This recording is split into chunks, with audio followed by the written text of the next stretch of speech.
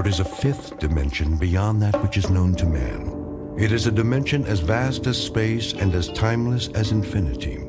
It is the middle ground between light and shadow, and it lies between the pit of man's fears and the summit of his knowledge. This is the dimension of imagination. It is an area which we call the Twilight Zone.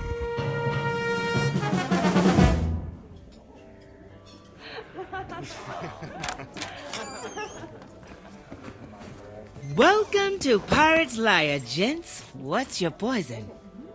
Pirate's Lair? Doesn't your sign say Pirate's Lair? It was supposed to say that, but that's what happens when you hire a sign painter that can't spell. Are you here to complain about our sign, or are you here to shuck and drink? He's more finicky than me. Yeah, I won't complain if you bring me a pitcher of beer.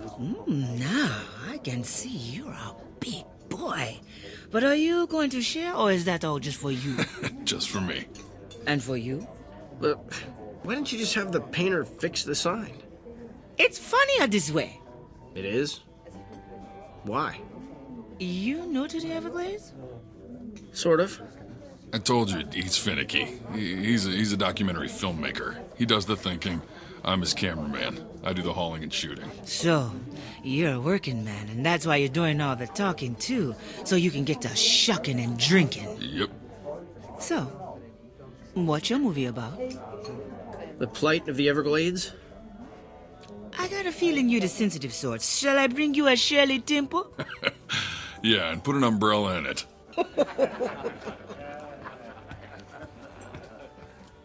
Thank you very much for blowing my cover. What do you mean? No one knows you're here. I'm here to get a story. Now that all the locals know I'm a reporter, everybody's gonna clam up. That's a good one. What's so funny? Clam up. We're in a clam bar. You do have a sense of humor. Yeah, I surprise myself sometimes. Now, what's so funny about Pirate's Lair? Would you trust a pirate to tell the truth? No. The sign painter made a mistake. That was the truth when he called this place Pirate's Lair. All pirates are liars. They have to be so nobody finds their buried treasure. If that's true, then why does our place map have a treasure map on it? Your placemat has a treasure map on it, so you'll have the directions on how to find this place in case you want to come back. Here's your Shirley Temple. Yep. Here's your pitcher of beer. Any other questions? Yeah. What smells like fish? Me. I'm a fishmonger. I do a lot of shucking. Personally, I find that smell refreshing on a woman.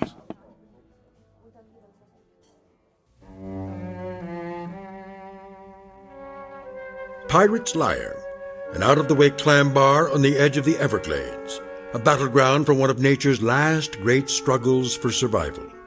An environment as beautiful as it is dangerous, as filled with treasures as it is with death, and as breathtaking as the smell of fish. Documentary filmmaker Richard C. Avendon and his one-man crew Mongo Brewster are about to begin a potentially prize-winning documentary as they begin an expedition deep into unexplored regions of the Everglades and the Twilight Zone.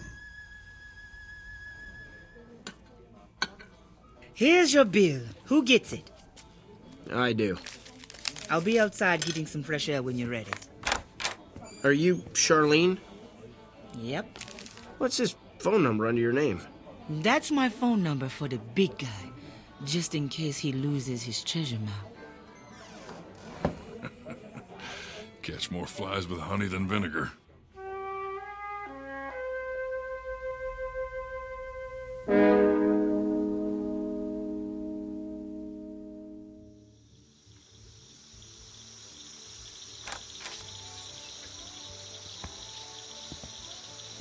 That was one great dinner.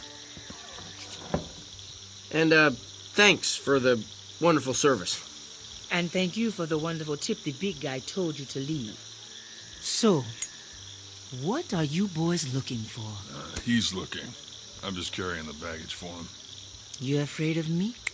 No, I just don't know where to begin. Well, I'll give you a hint. Just take a second and listen. What am I listening to? Nature. It's out there calling your name.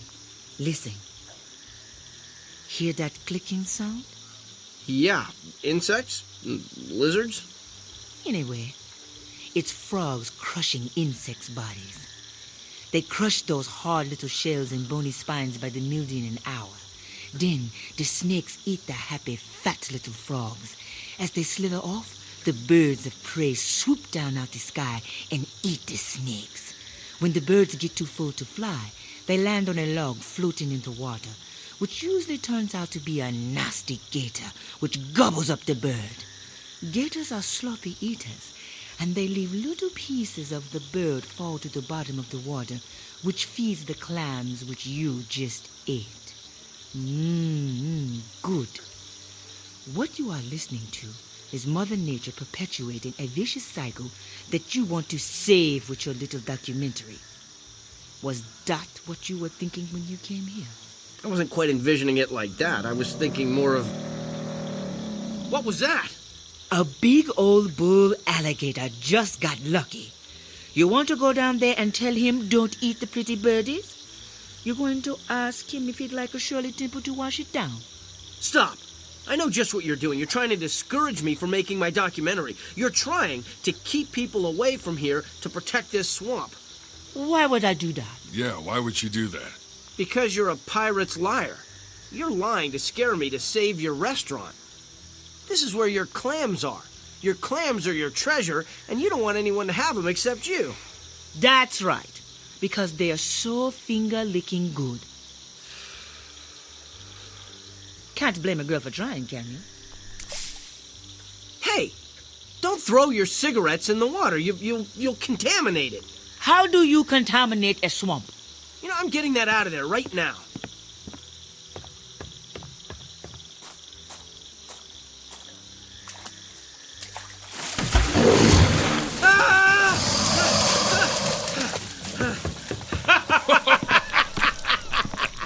Don't say I didn't warn you. Still think I'm a liar?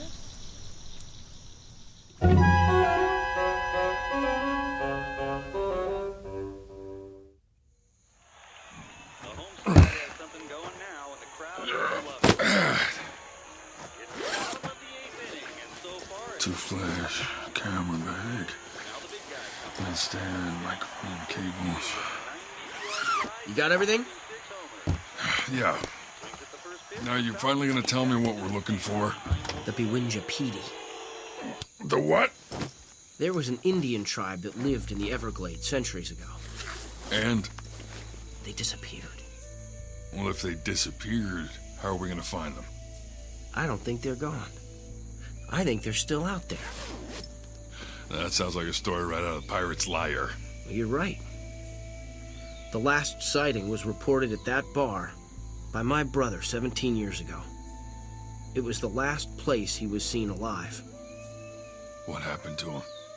Well, that's what I'm hoping we'll find out.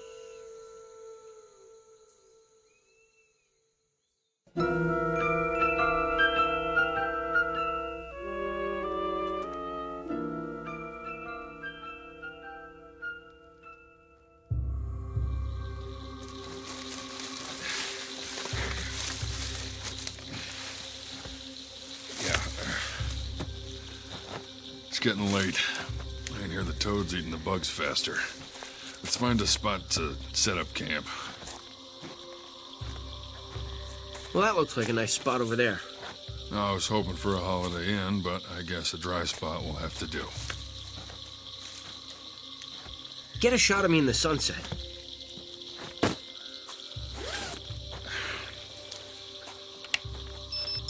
There. All right, are you gonna say anything?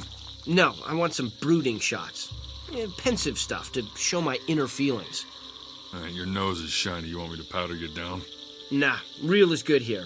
I want me to look like I'm suffering on my first leg of the journey. Capture me ignoring the suffering because I care so deeply. Sure. Move a little to the right.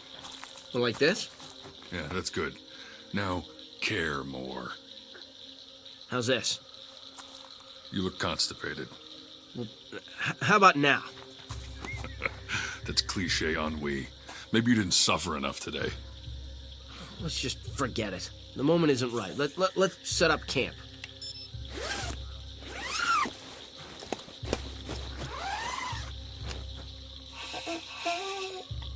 Don't worry, I'll do my share. Don't be sarcastic. What do you mean? Well, that pathetic little voice you just did under your breath. I didn't say anything.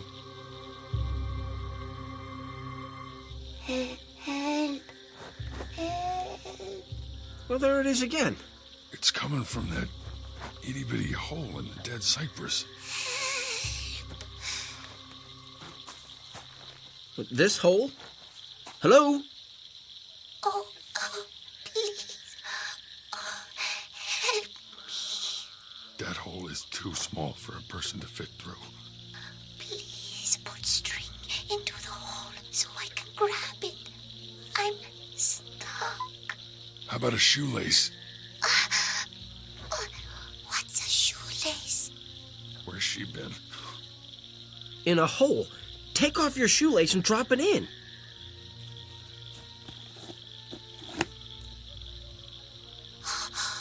Got it. Pull. Okay, hold on. Be careful. Oh. Yes. At last, I'm free. Thank you. It's... What is it? Get the camera. What? Who are you? I am the Princess Bewinjapidi. You're only 2 inches tall. That's because I'm wasting away. Quickly, feed me. Are you getting this? Yeah. Give her jerky from my backpack before she starves to death. Do you see how small she is? How's she gonna eat jerky? We need baby food. Wait. You know what? I've got some yogurt. I'm dying. Help! Here. Here's some yogurt. Eat. Oh, you. What is that? I want meat. I want meat. Here, take some jerky.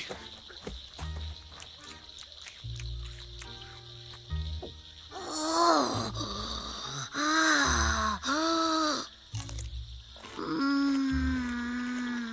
That's what I figured. Indians invented jerky.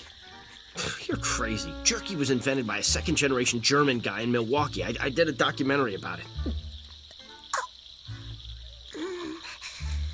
Good.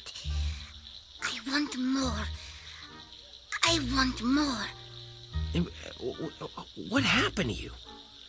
My tribe's medicine man put a spell on me to protect me 400 years ago. My tribe discovered the fountain of youth. Bad men tried to steal their water. Our medicine man gave me the power of the shape shifter. I made myself invisible so the bad men would not find me. It is hard to see when you are invisible, and I accidentally fell into the water of the fountain of youth, and it shrunk me. Food! Did you get that? The fountain of youth? It's for real? Yeah, you live forever, but you get smaller. Everything is a trade-off. Give me jerky. Bewinjapidi likes jerky. How long have you been in that tree? 17 years. Each year the tree grew a new ring around me. I thought I was going to be crushed. I was saved by a brave man who looked like you. Wait a minute. That was my brother. Your brother was a good man. A very good man. He saved me from certain death. He sacrificed his life to save me. And now you have saved me. Are you a good man too? Hey, boss, we're losing daylight fast.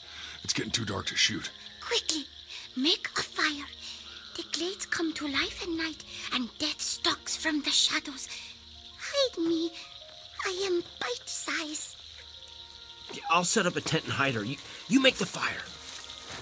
Soda, soda, soda, soda, soda, soda, soda, soda.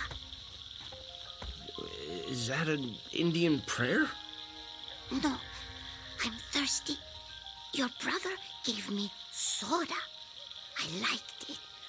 Do you have soda? Give me soda, soda, soda, soda, soda, soda.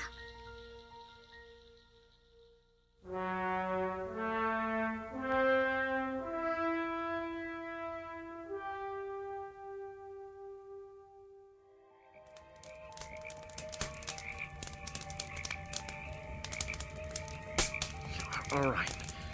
Now we have campfires all around us. We should be safe. This is like sleeping in a zoo at night, except the animals are loose and we're in a cage and can't close the door. How did she survive out here? Well, the Lone Ranger always has Tonto what to do. Indians always seem to have a sense of how to get in touch with nature. But she's dead asleep.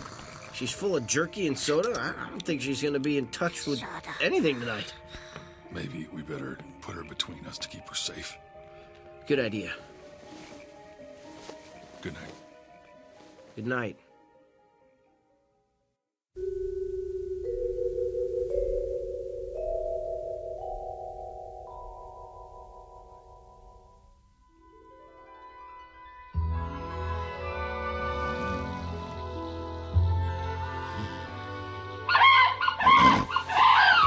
What was that? I don't know, but I heard it too. I guess we're still alive. Where's the little princess? Still under the covers.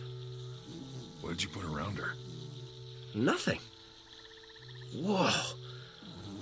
There's something pretty big under there. Yeah. Let me grab a stick. You pull off the covers. All right, on the count of 3. 1, 2, 3. What the? Huh? Where am I? Huh. Who are you? Biwinja Piri. You're a full-size woman. Yeah, a beautiful, full-size woman. Mongo, get the camera. She grew. Yep.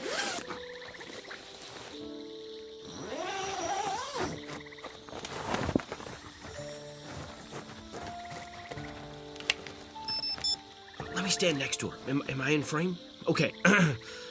This is the 2-inch tall woman we filmed last night. Now she is taller than me. Wait. How do we know you aren't someone else? I still have his shoelace. Yeah, it's not good enough. Like, you could have mugged the little princess and took it.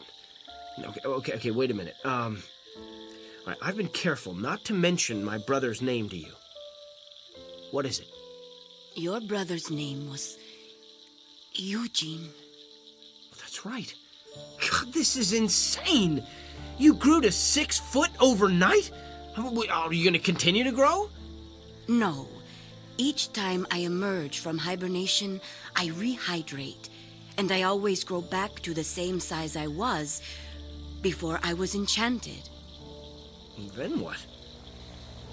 Then a member of my tribe arrives to equip me for my journey, during which I pay respects to all my ancestors. Look! Charlie! Charlie! Oh, Charlie! Now what?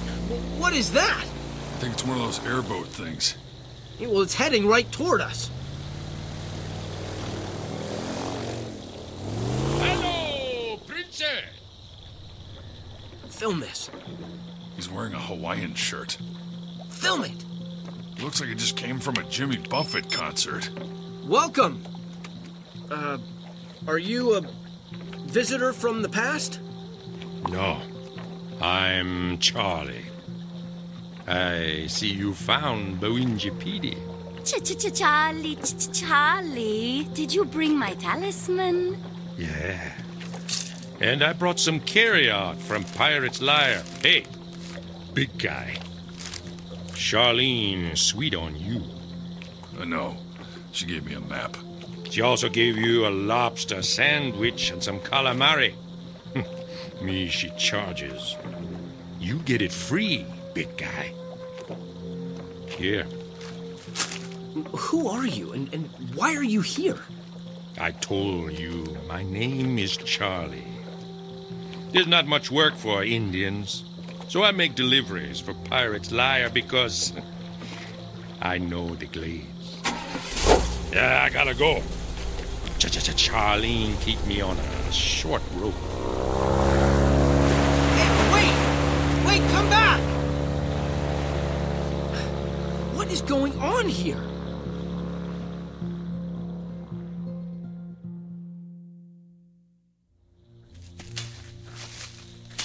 We practically kill ourselves traipsing into the middle of the Everglades to find a legendary princess. Instead, we find a 2-inch tall glutton who's stuck in a tree and then grows 6 feet overnight. Then an Indian, who delivers carry-out to the middle of nowhere in an airboat, gives her a magic talisman and then takes off without warning and strands us. And this all seems mighty strange to me. 17 years ago, my brother died out here. I want some answers. Is there any more jerky left? No! Tell me how my brother died. The Everglades claimed him, just like they have claimed me. We are both part of the Everglades forever.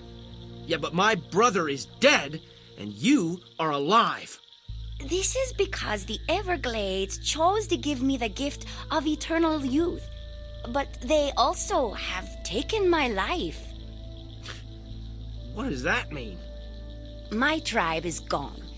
My parents, grandparents, brothers, sisters, husband, and friends died centuries ago. I am eternally alone, struggling each day to remain alive. Your brother, like you, sought to find me. I never asked for that or wished for that. He discovered my hiding place and learned how I could hibernate and live off my own body like a bear, but much longer. I filmed a special about bears. We roused one from hibernation and it wasn't such a good idea. Leave a sleeping dog lie. What are you saying? That my brother woke an animal? Don't move. Freeze, boss. Durak sanua puta junja.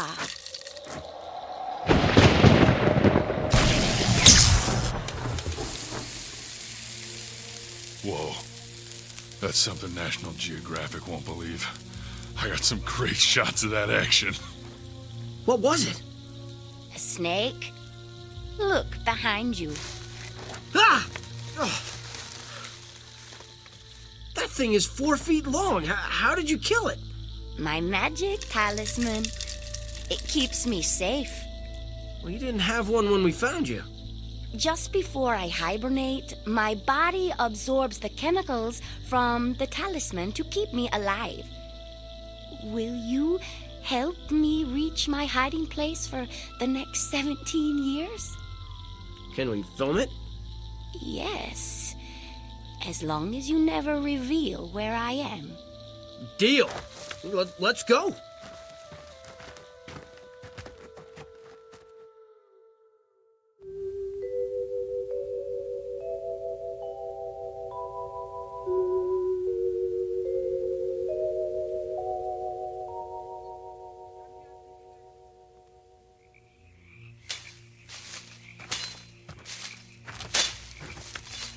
We are almost there. But it is too dangerous to travel at night. We should camp here. All right. I'll pitch the tent. You two find firewood. And be careful. She's got the talisman. We'll be fine. You be careful.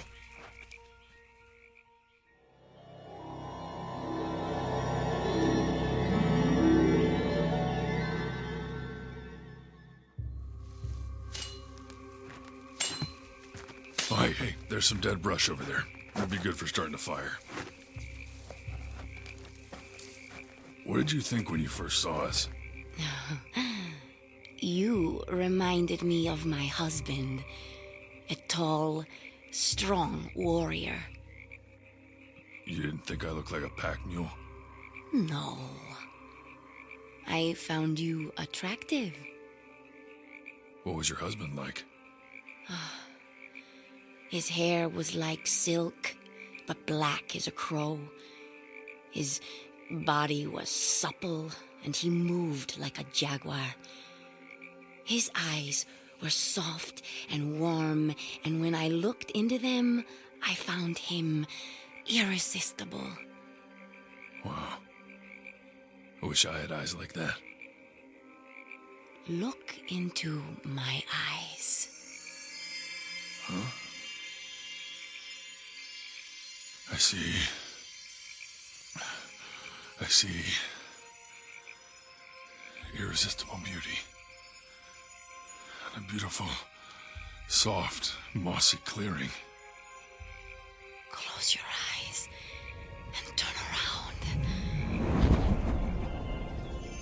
Now open them. What do you see? A beautiful, soft, mossy clearing where the dry brush was. How did you do that? This is my home, and it is my time. Come lay down with me. What? Tonight, it is 17 years since I walked the earth. But tonight, it is also 400 years since I kissed my husband. Please mate with me. Oh boy. Okay.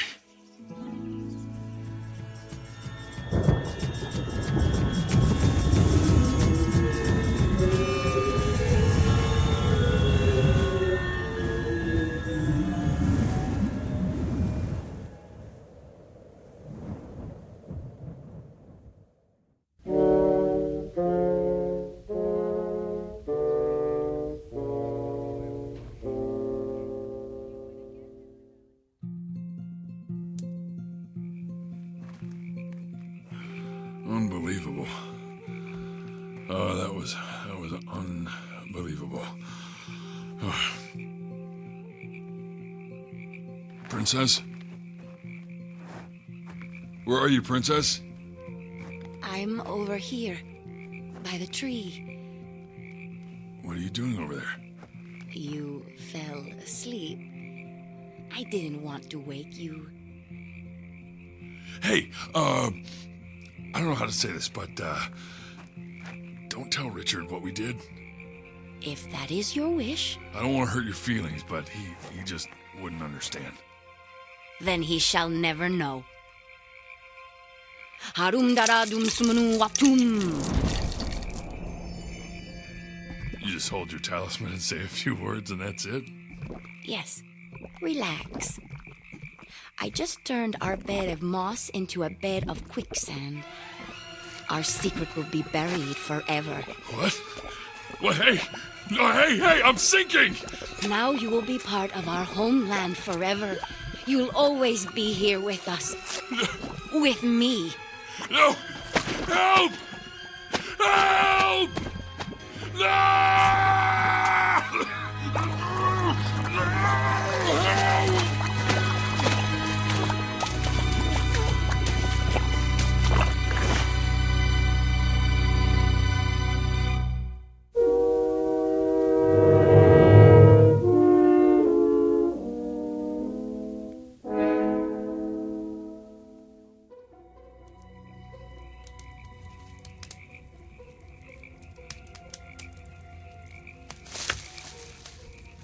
Who's there? Who's there? Biwinja Bidi. Where's Mongo? Mungo drowned. In quicksand. What? Nature claimed him. What? Couldn't you help him? I tried. But there was nothing I could do. Well, now what? You and I become the pack mules and continue our journey. He would not have wanted us to quit. He knows how important this is to both of us. I must honor my ancestors. You must complete your documentary and dedicate it to your brother and your friend. Put out the fire. Let us travel to my hiding place right now. A canoe is hidden close by for our journey.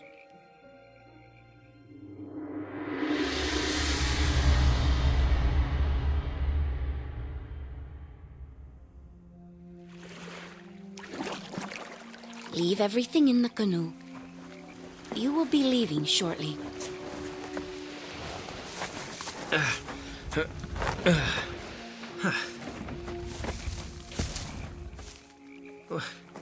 You don't want to keep anything here with you? You have given me everything I need. Ah! What's wrong? My shoulders are cramping. You must have paddled too much. Turn around. Let me massage your shoulders.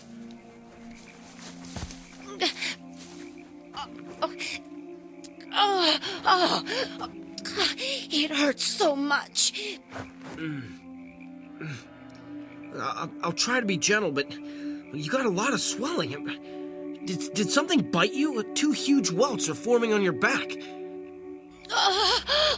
Oh no. The skin is splitting. Oh, good. Good. Your skin splitting is good? Yes. That means it won't hurt anymore soon. This happens every time I reach full size. Oh. This has happened before? Yes. I hate it, but I love it. You mean like no pain, no gain? No! Watch. This is really something.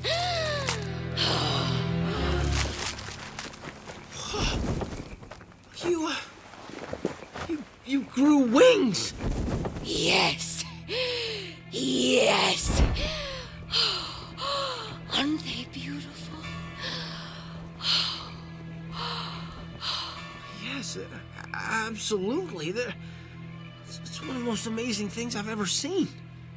I'm so glad we had moonlight so you could see everything. In moments, I must ascend to there. See? The crook of that ancient cypress? Yes. 17 years is a long time. What will you dream of? Meeting someone as kind and caring as you or your brother when I awake 17 years from now. Without your help, I would never have survived. Quickly, set up the camera. The moonlight is perfect. Set the camera up so the moonlight will shine on me as I ascend to the top of the tree. Imagine how beautiful it will be with the moonbeam sparkling on my gossamer wings. Yeah, it would be an incredible thing to see. We must hurry. But before I go, I must do one last thing. What? I must have a final meal. Something that will last me 17 long years. Princess, I just had a terrible thought. My blood kind of turned cold. Why? You're not gonna eat me, are you? Eat you?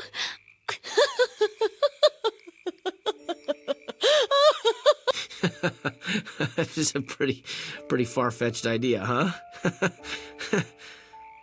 Let me put your mind at ease. No, I am not going to eat you. I feel pretty stupid now. Silly me. I just wanted some more jerky and a soda. I love soda.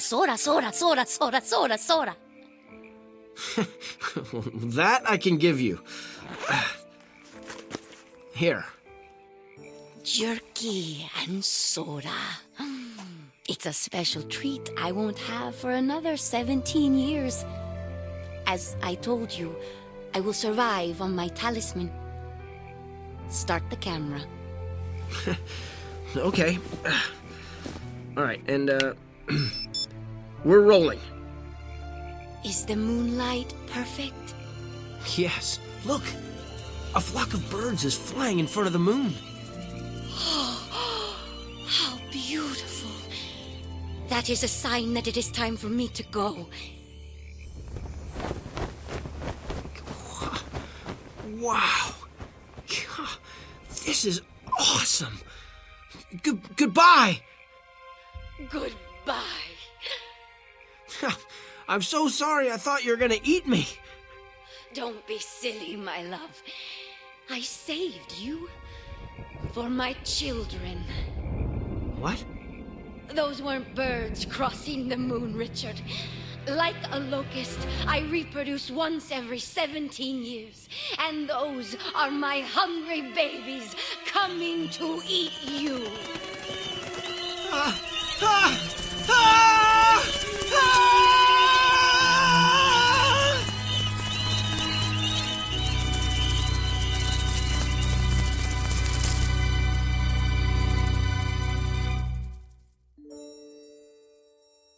When tourists visit the Everglades, they see signs that read, "Don't feed the animals," and they laugh as they recall disasters they have witnessed in the movies. They can't imagine something like that happening in the real world to real people like them. But like all clever predators, Mother Nature is very patient and has a special way of protecting what is hers. And every once in a while, tourists take a step or two off the beaten path and go beyond the boundaries of nature to discover something new and different. So if you do visit the Everglades and see a sign that says, "Don't feed the animals," heed its warning, because Mother Nature always encourages her pets to bite the hand that feeds them. In the Twilight Zone.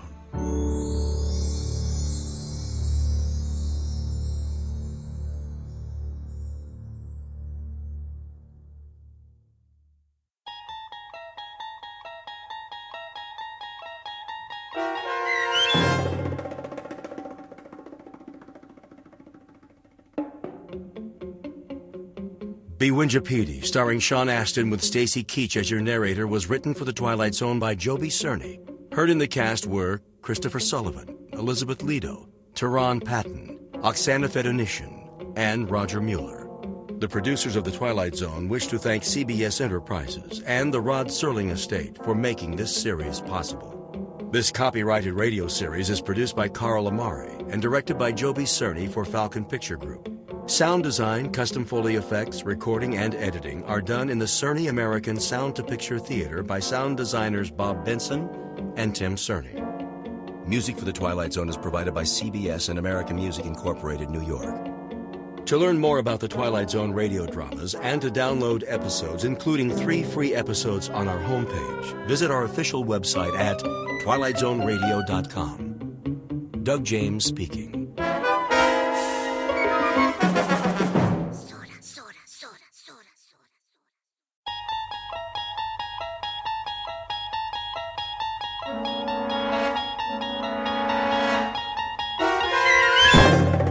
There is a 5th dimension beyond that which is known to man. It is a dimension as vast as space and as timeless as infinity. It is the middle ground between light and shadow, and it lies between the pit of man's fears and the summit of his knowledge. This is the dimension of imagination. It is an area which we call the Twilight Zone.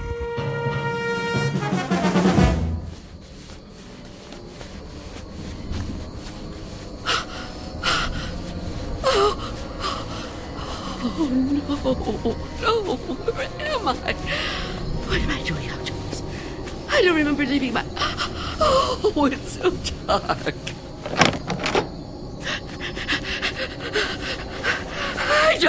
Here. Or here. Which is my house. Oh, I must get home.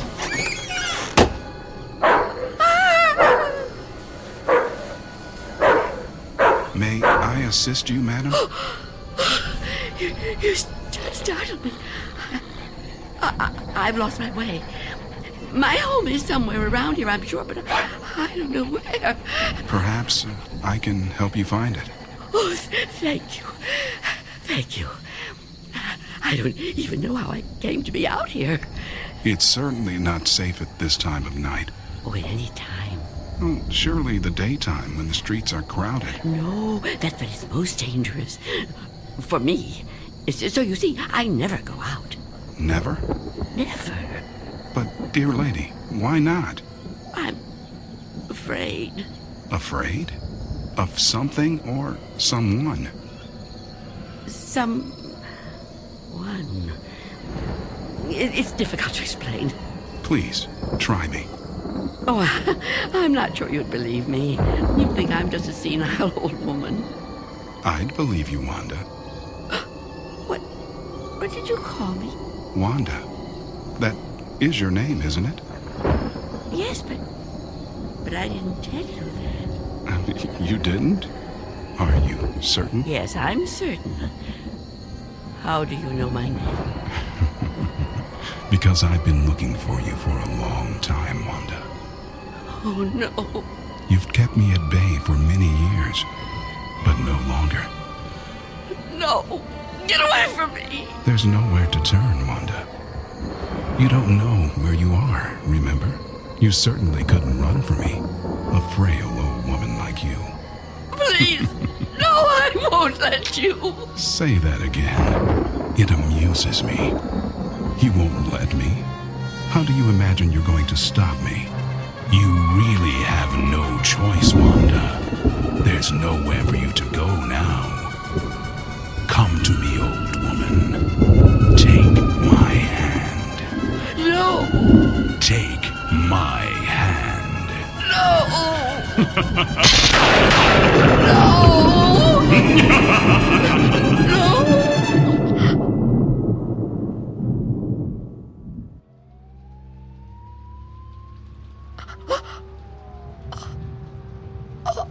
Oh, it was the dream. The dream again. I'm home. Of course I'm home. Where else would I be? But is it night or day? Oh, that's right. The clock is broken. It's been broken a long time. Can't get it repaired, can I? Not without going. No, I can't. I mustn't. I have to resist every temptation. Oh, really, Wanda? How could you be so careless? How could you fall asleep before... Oh, I must check. Oh. Yes. The boards and the windows are still secure. Is that... Can I feel a breeze? Is there a gap? Oh, not enough. Not enough. He still can't get in. Oh, what about the door?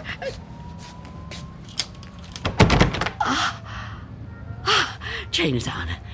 And the door is locked. Good. He can't come in that way either. Yes, I'm safe. Safe for another day. But I've been careless. Really, falling asleep before checking. I mustn't take chances. I can't take chances. Not while he's out there. And he's always out.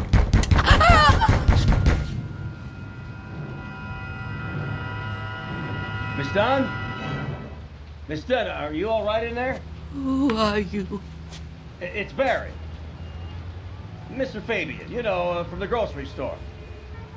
I know we've actually never met, but Well, we've spoken on the phone, Miss Dunn. At least we used to. Do you even have a phone anymore? Anyway, you know me, right? What do you want? I'm delivering your groceries, Miss Dunn. You remember? Charlie, the kid who works for me, was supposed to bring them, I know, but he called in sick. Yeah, kids these days, huh? No sense of responsibility. Anyway, I thought I'd better get them to you now instead of waiting till tomorrow. I figured, you know, you'd be waiting for them. Is that all right? Put the food through the letterbox. The letterbox, right. Okay. Oh. Thank you, Mr. Fabian. Your money is coming under the door now. Under the door. Here it is. Miss Dunn, wouldn't it be easier to just... $6 and Okay. 32 cents.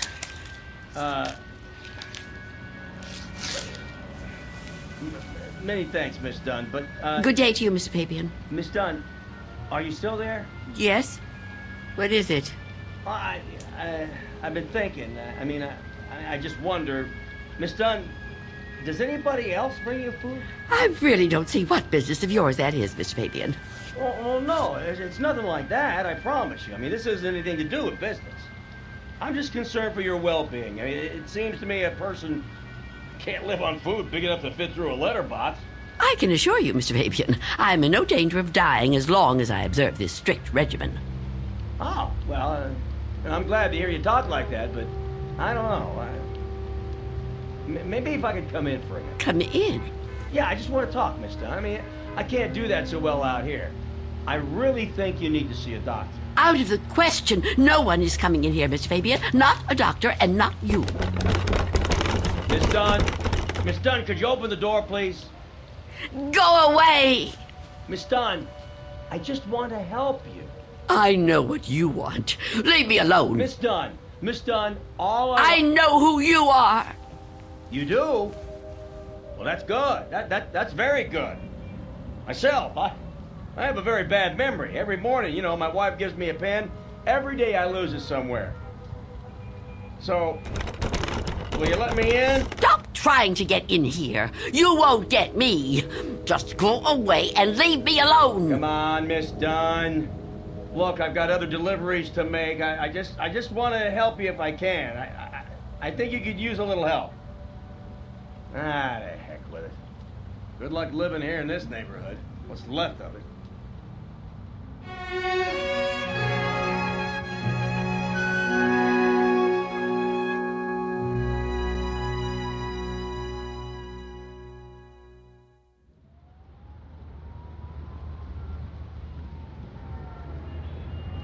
Go away. I won't let you in. I won't let you get me. Leave me alone. I don't want to die. I don't want to die. Please! Freeze!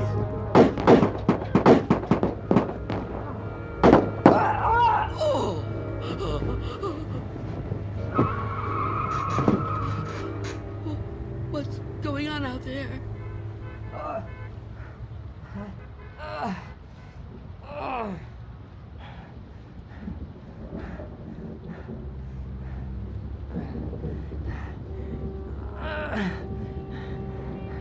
Help! Is anyone in there? You gotta help me. Who is it? Go away! I've been shot. I need help. Please. Please do something to help. Who are you? Officer. I'm a police officer. Please, you have to open the door. I need help. I've been shot. You're lying to me. I know you. You can't fool me. No, I'm not trying to fool you. Please. I think I'm dying. You can't trick me so easily. You're no policeman. Why can't you just leave me alone? I know who you are. I know what you are.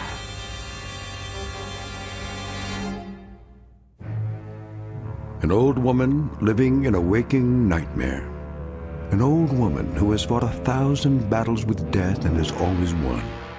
Now she's faced with a grim decision.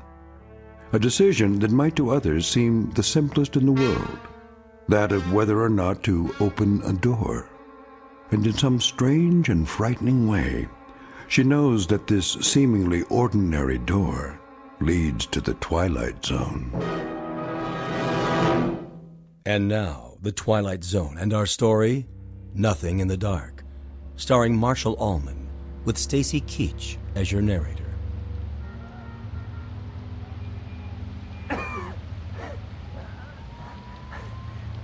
Please. Why won't you help me? Stop this! Why must you do this to me? I'm losing a lot of blood. It's so cold out here. Listen to me. I'm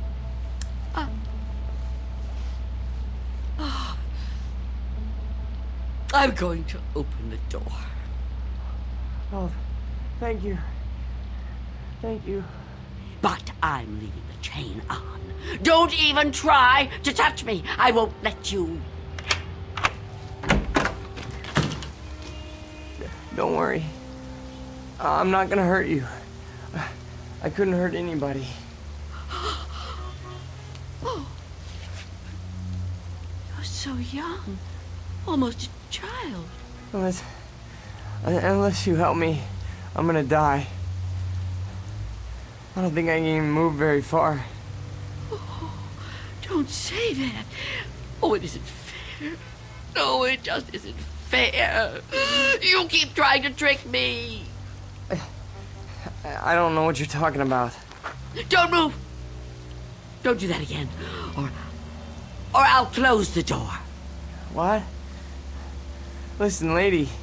I've been shot. I'm bleeding to death. Do you understand? Do you understand? Please. My name is Harold Belden. I need a doctor. I need a doctor right away. Please, call the hospital. I can't get there myself. I can't call the hospital. I haven't got a telephone. Not anymore. Then let me come inside. You can't just leave me.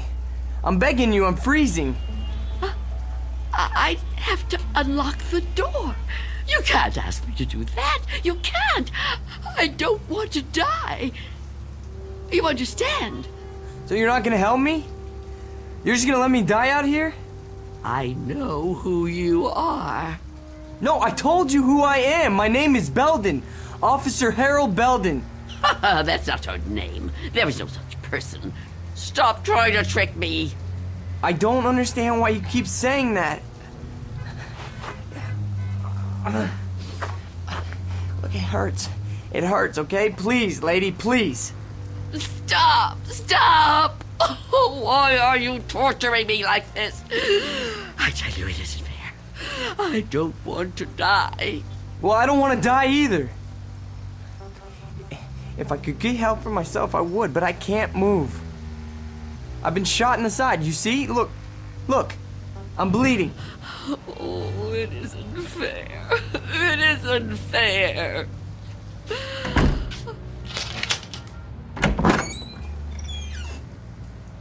Will you help me? Yes. Yes, I'll help you. Thank you. Take my hand. What? Take my hand. Pull me inside. No, I won't. I mean, I can't. Oh, can't you? Can't you crawl in? Well, I don't think so. Please try. Quickly. I don't want to leave the door open.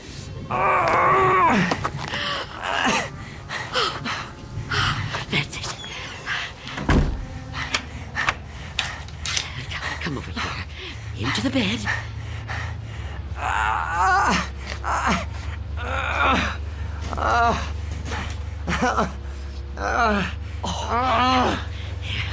You just rest. Rest. Oh, what have I done? And what am I going to do?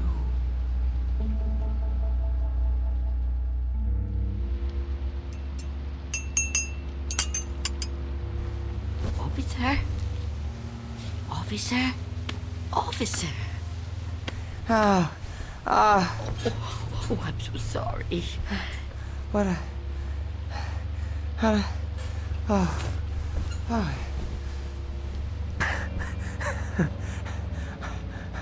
Oh, I'm alive. Yes. Yes, you are. Yeah, you're the lady that helped me. Yes. Eventually. Now, drink this. What is it? Tea. There's no milk, I'm afraid. No, don't get up, officer. Conserve your strength. Yeah, thank you. Thank you. Please, call me Harold. You saved my life. I owe you at least that much. Is it good? It's fine. Thank you. How long have I been out? Hours. What time is it? I'm not sure. Morning, I think. What do you think? I don't have a clock. I guess it is morning. It's hard to tell. What happened to your windows? Who boarded them up? Well, I did. A long time ago now. But they're still as strong as ever. What? Why would you do that? Oh, I have my reasons. Well, we all have our own reasons for doing things. Why would you want to be a policeman? To be in a job where people try to kill you? Well, why would you want to court death like that? Court death? I don't know that I'd put it that strongly. I do what I do because there's just some jobs that have to be done. You mean it's a sort of vocation? Yeah, I guess you could say that. Listen, Mrs. It's Miss Dunn. Listen, Miss Dunn. You should try to get some rest yourself. You need it more than I do. No, really, I feel much better. When the doctor gets here, he'll take me off your hands for good. The doctor? Yeah, sure. He'll check my wound, take me to the hospital. You didn't call the doctor? No, I didn't. Why not? I told you last night. I haven't got a telephone. Don't you remember? No, I don't. I was kind of out of it last night, I guess. Oh, of course. Perhaps you could use your radio to ask someone to come get you. Well, you could wait outside for them. No, I busted my radio when I fell on it. You see? Hello. And I don't think I got the strength left to get up on my own. Look, couldn't you go to one of the neighbors? Oh, there aren't any. What are you talking about? There aren't any neighbors. There must be. Everyone has neighbors. Well, I don't. Not anymore. Why? What happened? They've all moved away. Not all of them. That's impossible. All of them! Trucks came and took away their furniture. First one, and then another. Is something happening to these buildings? I wouldn't know. I'm sorry to ask, but how can you not know something like that? I mean, if it was my home... I don't have a great deal of contact with the outside world. I haven't for quite some time. I couldn't even tell you who the president is. Wow. But there has to be somebody around who can help, you know? Or maybe a phone booth somewhere where you could call a doctor. Perhaps. I don't know.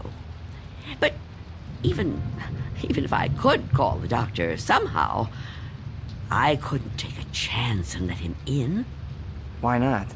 It's too dangerous. Dangerous for you? Yes. You let me in. Oh, I didn't have a choice. You were going to... I didn't know if I could trust you, but I'm still alive. Of course you're still alive. What do you think I was gonna do? I mean, but the doctor, he's not gonna be any harm to you. I keep telling you I can't let the doctor in. I can't let anyone else come in. Don't you see? It might be him. It might be him. Who? Him who? Mr. Death. Mr. Death? What? I know he's out there. He's trying to get in. He comes to the door and knocks. He begs me to let him in. Last week, he said he was from the gas company. The gas company? Oh, he's clever. After that, he claimed to be a contractor hired by the city. He said this building was condemned, that I'd have to leave. But I knew who he was. I kept the door locked, refused to let him in. Eventually, he went away. Condemned, huh? I mean, that explains why there's no one else in the neighborhood. No, he knows I'm on to him. Yesterday, he said he was Mr. Fabian from the store. But all he really wanted was to come in. That's all he ever wants. Wait a second. No, it's no use. You wouldn't understand. I knew you wouldn't. How could you? Well, I mean, wait. But I want to understand. I do. I mean, this man you're afraid of, you say he's Mr. Death. That's right. You don't mean just anybody, do you? You mean like death, right? Death. That's right. So is this Mr. Death a person like you or me? I know it sounds crazy to someone like you, to anyone but me, but it's true. I know it's true. Okay, I understand what you're saying, but, I mean, people die all the time, all over the world. Now how could one man be in all those places at once? I don't know. Don't ask me that. Maybe there's more than one of him. Maybe. I didn't mean to upset you. Please don't cry. I'm not gonna hurt you. I'm sorry. Okay? Can I have another cup of tea? Please? Of course. Tell me about Mr. Death. Your tea. Thanks. Please, Mr. Death. I would like to know about him. All right. At first, I couldn't be sure. It was a long time ago. Everything is. It's been so long since anything happened to me. But I was on a bus.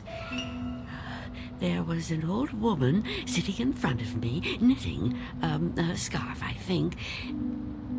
There was something about her face. I felt I knew her.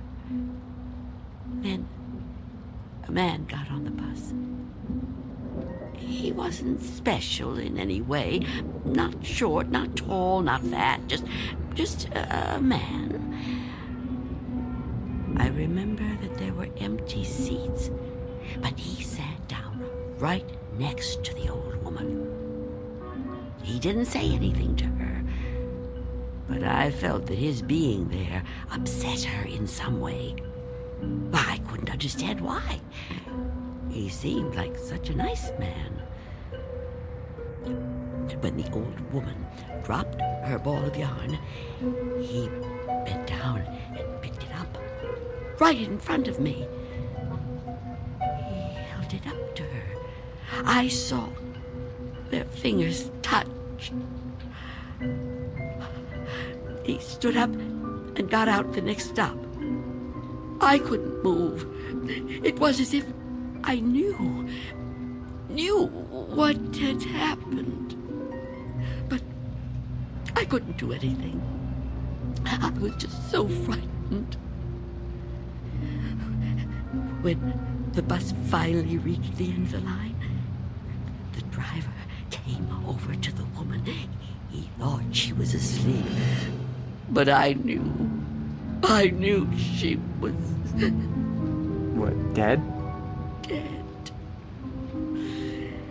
And right then and there, I knew it was his touch that killed her.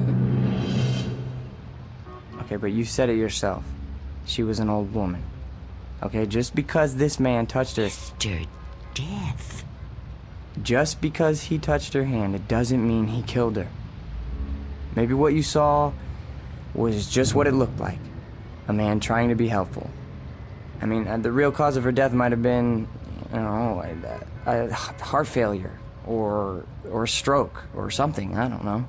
No, he killed her. Okay, I'm a cop. I've seen dead bodies. I've seen people that were killed by guns, knives, but never by a touch. Okay? The man being there when she died, that's just a coincidence. But I've seen him since then, several times. I've seen him in crowds. I've watched for him. Every time someone I knew died, he was there. He, the same man, the one on the bus. No. Once he was a young soldier, then a salesman, a taxi driver. Someone you wouldn't notice unless you were watching closely. But you could see him. Oh, yes. And I wondered why that should be. Why I could see him when no one else could. And then I knew. Why? It was because I was getting older. And my time was coming. I could see clearer than younger people, people like yourself. Now, do you understand? Oh, I know you don't believe me. That would be too much to ask of anyone. But do you at least understand? Please. I have to know. All right. Maybe. Maybe, okay? But if there is some Mr. Death who's able to visit all the people in the world like Santa Claus... Don't mock me. I'm not meaning to mock you, okay? I would never do that. I swear. But if he's real... He is. If he's real, then I don't see what the problem is.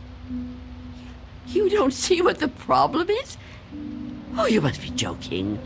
No, I mean, if you know what he looks like, what have you got to be afraid of? If you're right, and you can see death, I'd say you're kind of fortunate. Fortunate? Sure, yeah. I mean, you'd be able to see him coming.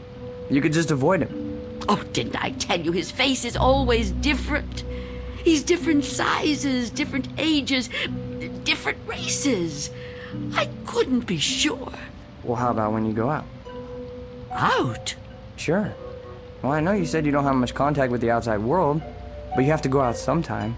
I mean, to the shops or something, you know? Now, couldn't he touch you then, if he wanted to? No. Why not? I never go out. Never. Never. Oh, I haven't been out for years. I don't know how many. I don't keep count. That would be too depressing. But I suppose you can guess from the smell. You're too polite to mention it. But it must bother you as much as it bothers me. So what do you do about food? The boy at Mr. Fabian's store delivers it. But I never open the door to him. How can you live like this? Oh, don't think I enjoy it. So why do you do it? Because if I don't live like this, I won't live at all. If I don't watch out, if I let down my guard even for a moment, he'll get in. I know he will. I haven't always lived like this, you know. I was young once.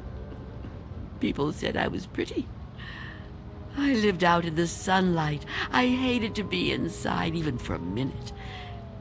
My mother always said I'd spoil my fine complexion, but I didn't care. I loved outdoor things.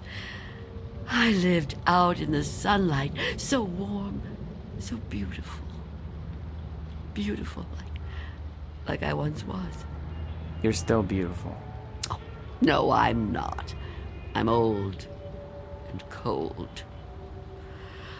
I miss the warmth of the sun so much. See that patch of sunlight on the floor? Where's it coming from? I think it's coming in from between the cracks in the boards of the window over there. Oh, yes. It's so warm to the touch. You know, I've always hated the dark and the cold. And now I'm old. I've lived a long time, but I don't want to die.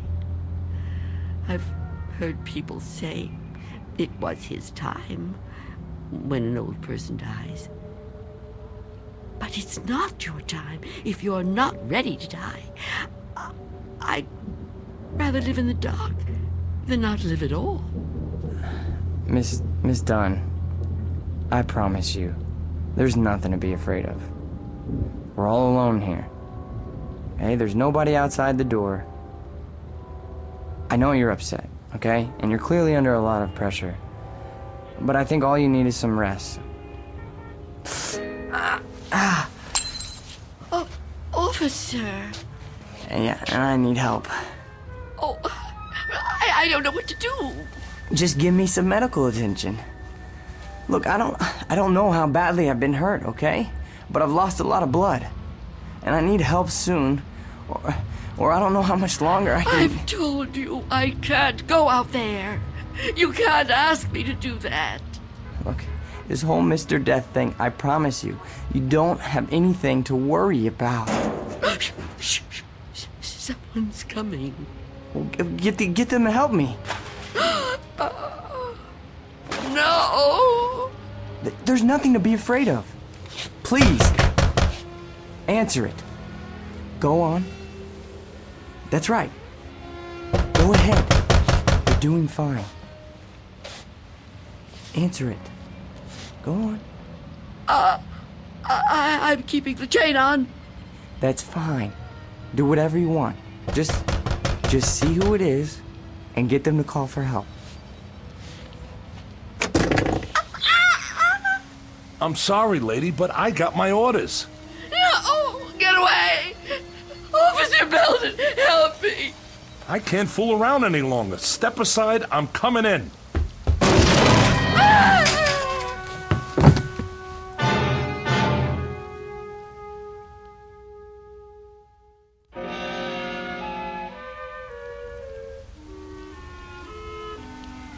Take my hand.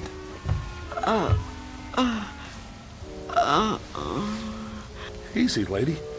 Just lie quiet there till you get your strength back. What? You gave me quite a scare there when you fainted like that. Sorry I pushed you when I put my shoulder to the door. You started to faint and I offered you my hand, but you passed right out. For a second I thought that... Well, I don't even want to talk about that.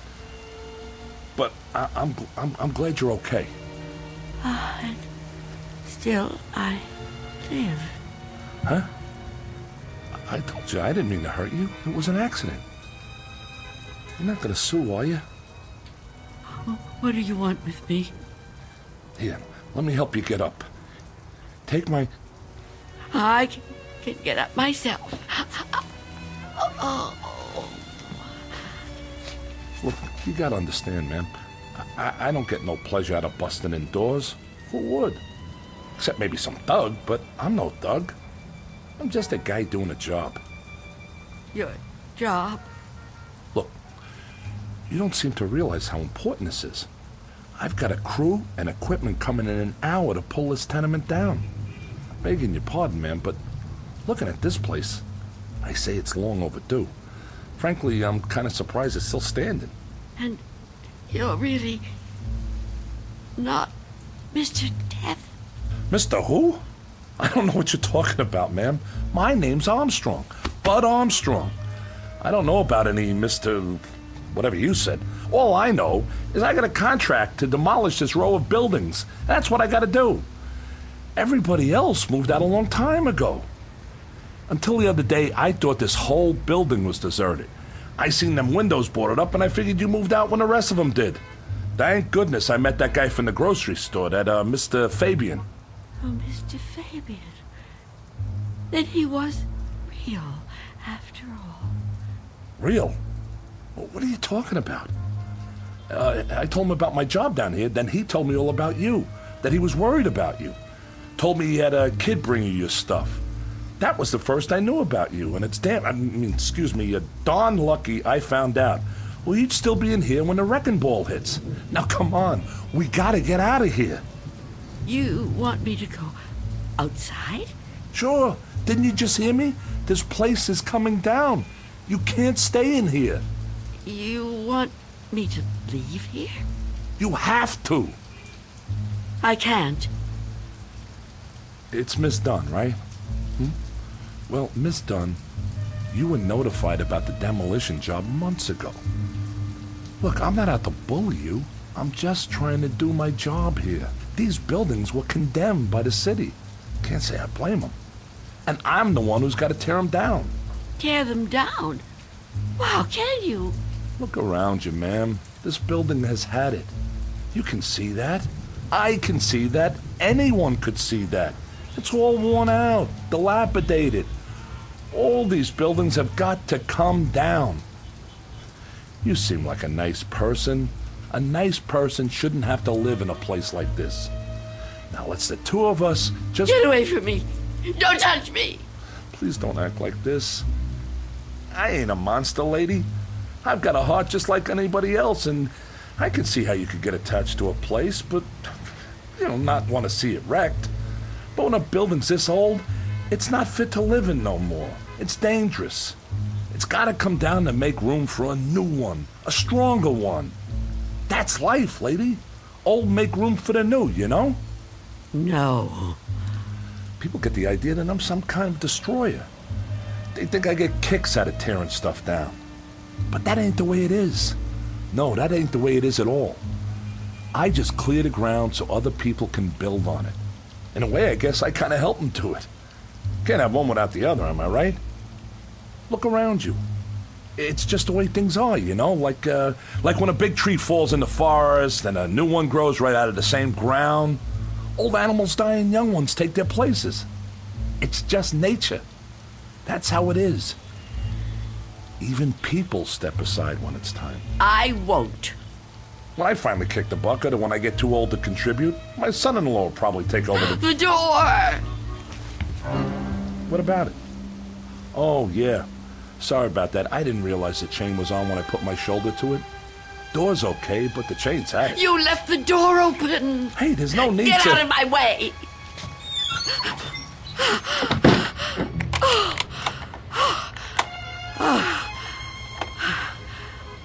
You don't have to do that.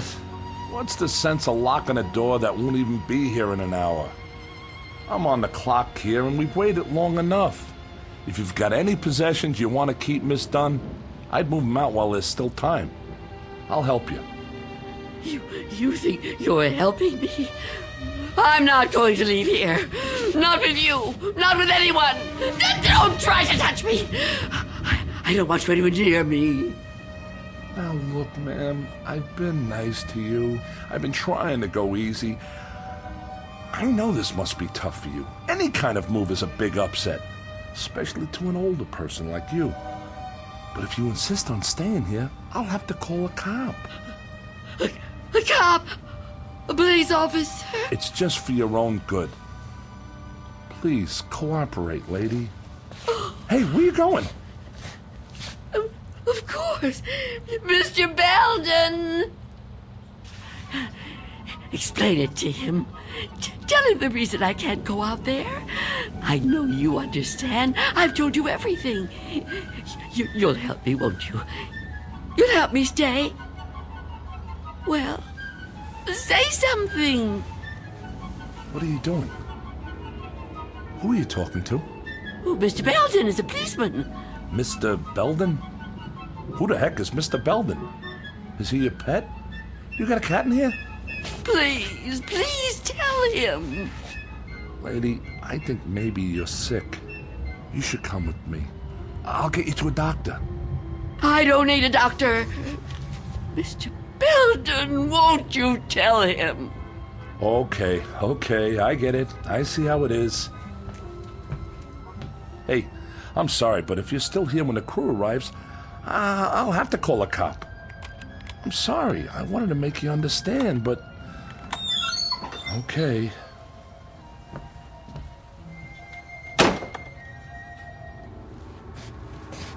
What's the matter with you? Why didn't you say something? Why didn't you help me?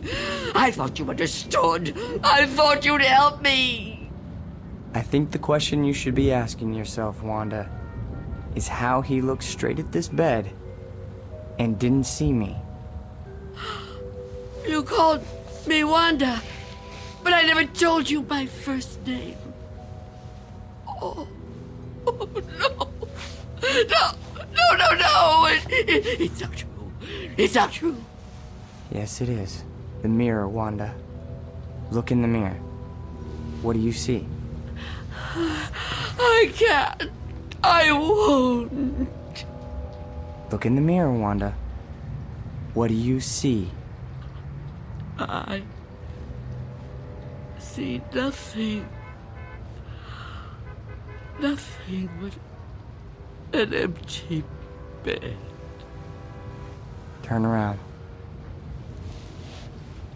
Now what do you see? I see you, Mr. Death.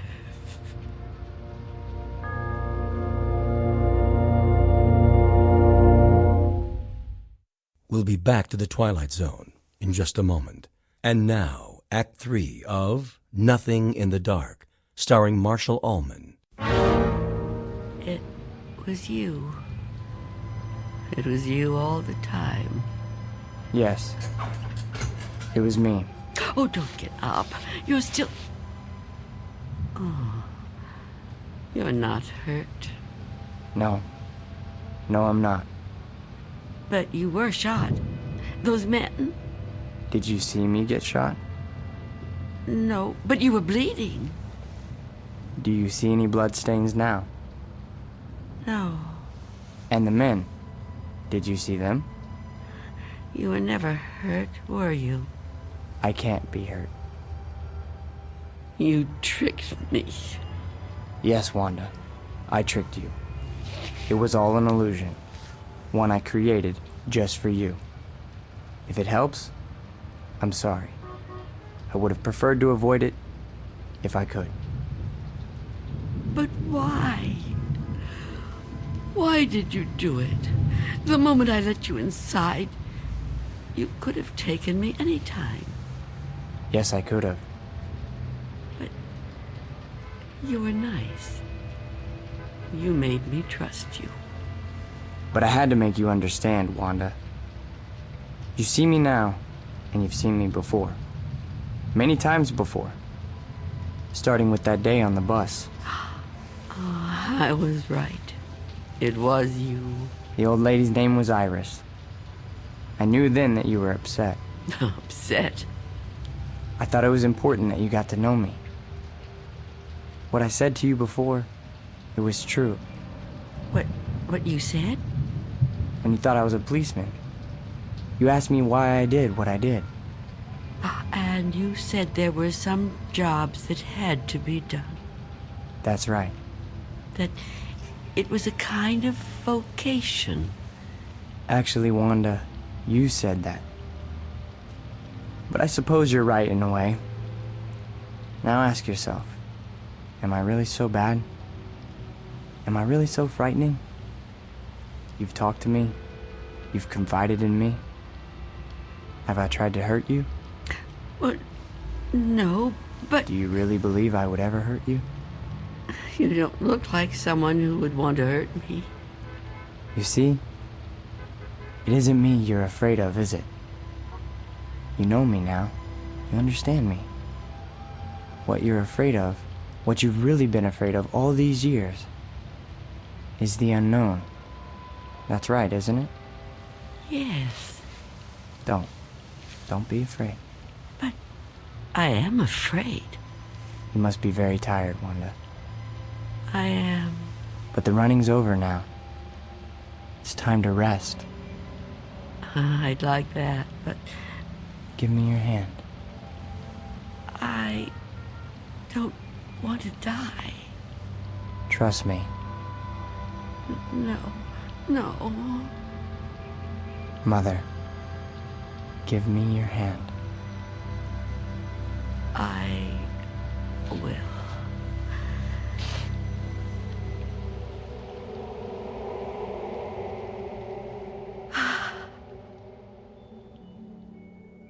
There. You see? See? See what? No shock, no engulfment, no loud thunder. What you feared would come like an explosion is like a whisper. What you thought was the end is the beginning. When will it happen? When will we go? Go? Yes. I'm ready now.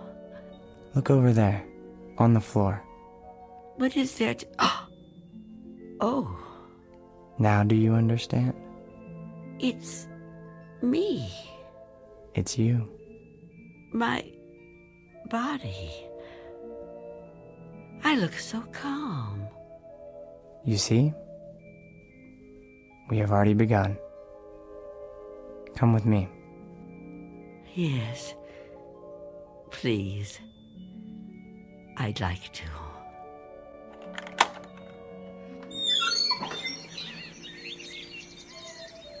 It's such a beautiful day. It is. It surely is. You know, Mr. Armstrong was right about a lot of things. What things? Well, for one, his son does take over the business when he dies. Will that be soon? Another 16 years. Oh, dear. It'll be quick. I'm glad to hear that. I'm afraid I was a little harsh on him. Now the son-in-law, he lives to be 102. 102? Oh, goodness. I know. It's remarkable, really. Of course, the oldest person I ever met was a lady in Tibet. Well, how old was she? Take a guess. Oh, I'm no good at guessing. Come on, take a guess. You'll never believe it.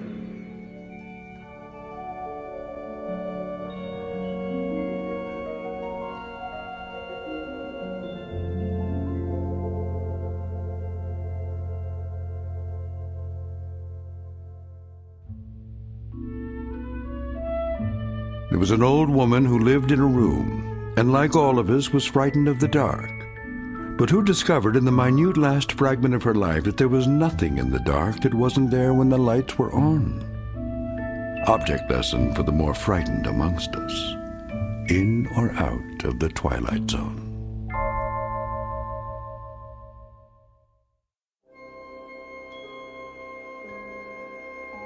Hi, this is Carl Amari, producer of the Twilight Zone radio dramas. I'd like to take a moment to tell you about our official website at twilightzoneradio.com, where you'll get the latest news and information on these Twilight Zone radio dramas. Plus, at twilightzoneradio.com, you can digitally download 3 free episodes or any of our episodes for only $1.95 each. In this age of ever-changing technology, we've decided to make these episodes instantly available to you by making the Twilight Zone radio dramas a digital download-only series. This means that this series will no longer be offered on CD. The CD collections at our website are now being offered while supplies last at buy one, get one free. So be sure to get your favorites before they're sold out. Be sure to visit us often, and I'll see you in the zone.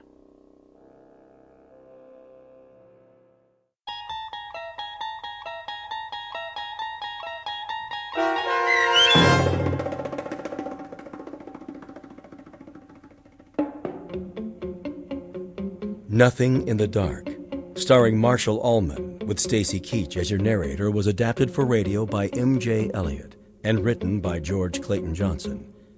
Heard in the cast were Roz Alexander, Jeff Morrow, Doug James, and Mike Starr.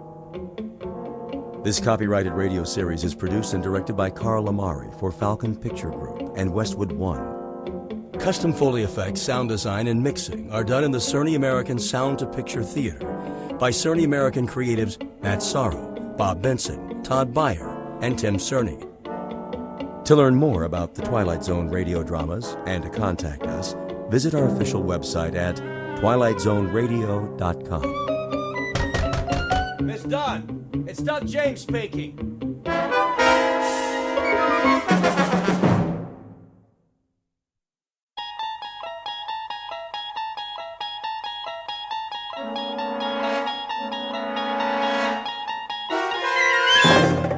You unlock this door with the key of imagination. Beyond it is another dimension, a dimension of sound, a dimension of sight, a dimension of mind.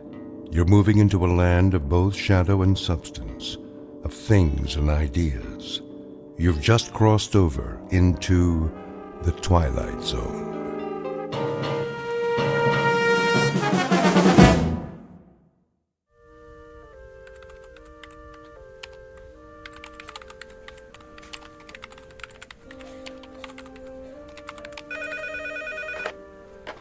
Northwest Medical Clinic, how can I help you? I'm sorry, Dr. Matheson is unavailable. He's taken a temporary assignment out of town. Can I make an appointment for you with one of our other physicians? Fine. Okay, let's see. How about next Tuesday at 2:45? Great. You'll be seeing Dr. Kyle Powers. You're welcome. Goodbye. Psst, Dorothy. What is it, Millie? Kyle gets another victim, eh? I know, right? How many of Dr. Matheson's patients is he seeing? Quite a few, which makes sense. He's got the lightest patient load at the clinic. Gee, I wonder why. Shh, Millie, someone will hear you. Well, maybe they should know what they're getting into before they see Dr. Doom and Gloom. Excuse me. May I help you? I have an appointment with Dr. Kyle Powers at 10:15. Another one bites the dust. Shh. Okay, what is your last name? Callahan. Okay, Callahan, let's see. Ah, yes, you were originally scheduled with Dr. Matheson. Yes, but I guess he's out of town for a while. I'm afraid so. Dr. Matheson accepted a year-long research position at a university on the East Coast. Oh. Kyle is seeing most of his patients. Like lambs to a slaughter. Millie? Mrs. Callahan, why don't you just have a seat over there in the waiting area? The nurse will call your name when the doctor is ready to see you. Thank you.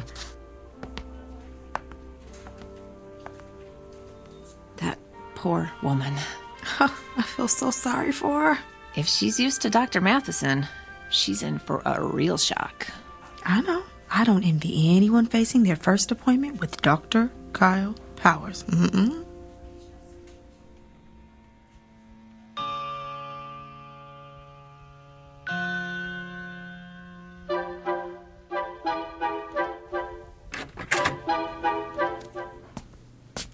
Mrs. Callahan? Yes? I'm Dr. Kyle Powers. It's nice to meet you. And why are you here today? Well, I'm concerned about this mole on my leg. May I see it? Of course. It's right here, see? On the calf. Dr. Matheson said I should keep an eye on it in case it changes. I think it looks a little bigger. What do you think it could be? A mole that changes like that is usually melanoma. Oh. Melanoma? That's cancer, isn't it? Yes, it is. I'm going to need to ask you some questions. Oh, well, go ahead. When did you first notice the mole had changed? About a week ago. How much bigger is it? I'm not sure. 50%? No. 40%? 30? 10% maybe. Do you spend a lot of time in the sun? No. Has anyone in your family ever had melanoma? No, I don't think so. Did you ever have a severe sunburn as a child? No, not severe, no. Do you have a lot of freckles? No. Are you taking any medication that would weaken your immune system? Oh, I don't think so. What would weaken my immune system? Well, any number of meds. Azathioprine, benzotophine, cortithionate. I don't even know what those are. Doctor, please just tell me if I do have melanoma, what treatment is available? Well, that depends on what stage it's in. Surgery is typically the first treatment for all stages of melanoma. Surgery? And of course, if it spreads to the lymph nodes, those have to be removed. Late-stage melanoma also has to be treated with chemotherapy. Chemotherapy? If it spreads to the organs like the lungs or liver, there's not much that can be done. Nothing. Well, in that case, the focus is on relieving the symptoms and keeping the patient as comfortable as possible. Until what? Well, until the patient expires.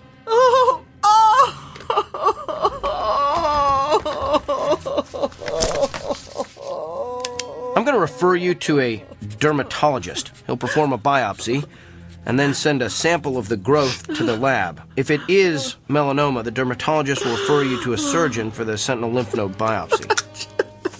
It's all standard procedure. Here's your referral.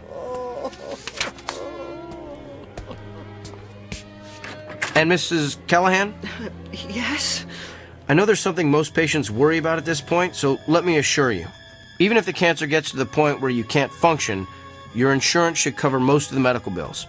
Keep in touch.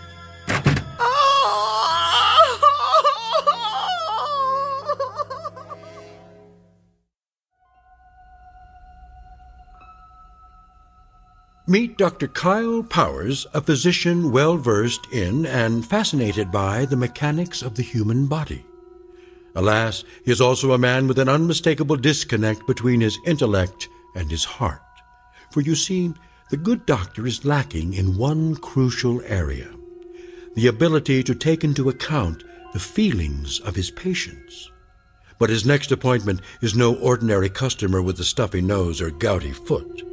Awaiting him in exam room number 6 is a messenger who is prepared to give Dr. Kyle Powers a dose of his own medicine, a prescription that can only be filled in the Twilight Zone.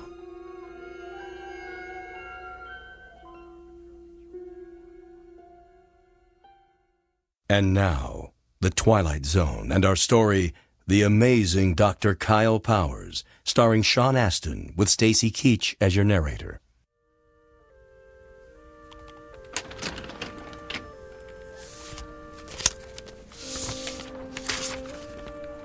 Kyle? Kyle. Yes, Doctor? I told you, you can call me Bill. Okay. Bill? What is it? You saw Dolores Callahan this morning, right? Yes, the melanoma. No, Mrs. Callahan is not the melanoma. Mrs. Callahan is the widow with 3 children who has a suspicious mole. How do you know what she has? Have you been checking on my patients? Just the ones that have left here in hysterics. She was distraught. That's to be expected when you're facing cancer. Who's to say it's cancer? Why assume the worst and communicate those fears to the patient?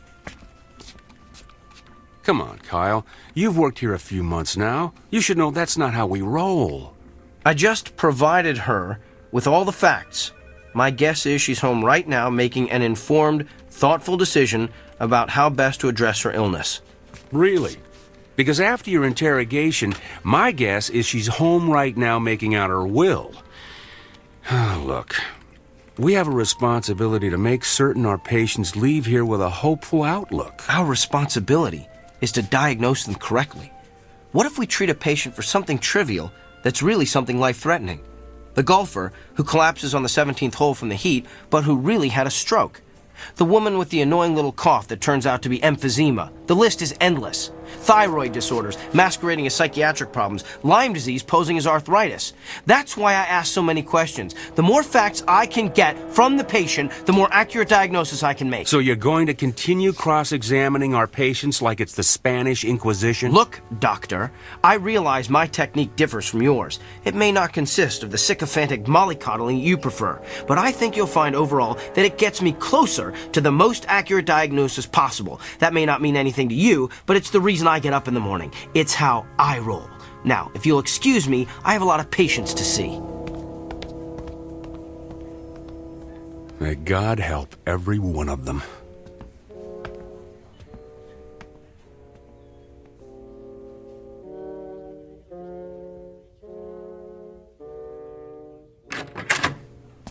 Good afternoon. I'm Dr. Kyle Powers. I'll be your physician while Dr. Matheson is... Oh! We are obviously not Eileen Richards. Obviously. The name's Beaumont. I seem to be in the wrong room, Mr. Beaumont. Let me just... You're in the right room, Kyle. You know me? Yes. You're not a quality assurance auditor sent to check up on me, are you? Did Dr. Bill T. Goodwin send you? No, but I am here. As a representative. For who? Whom? I can read you the list if you like.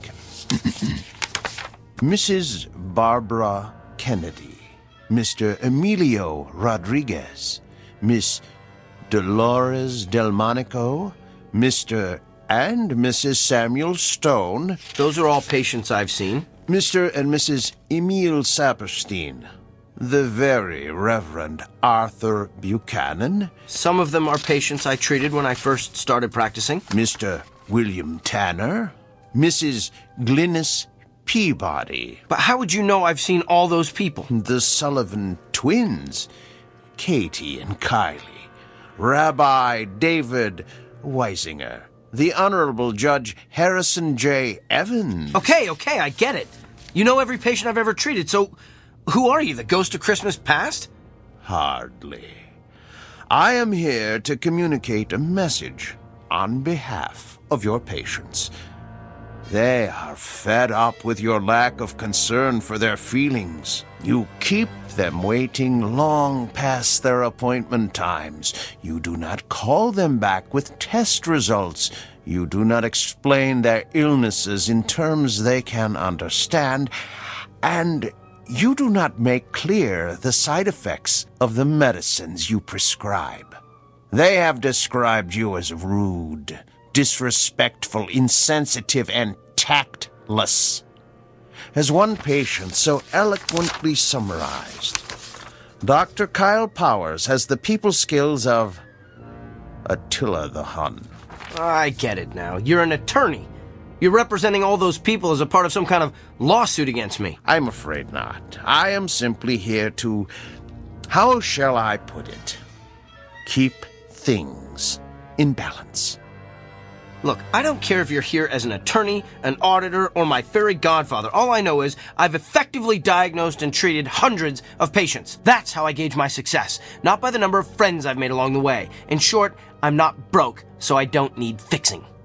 In that case, I'm going to need you to sign this. What is it? It's a standard affidavit, stating that you are willing to pay the consequences of your actions. I recommend you read the whole brief before signing. I'm not reading or signing anything.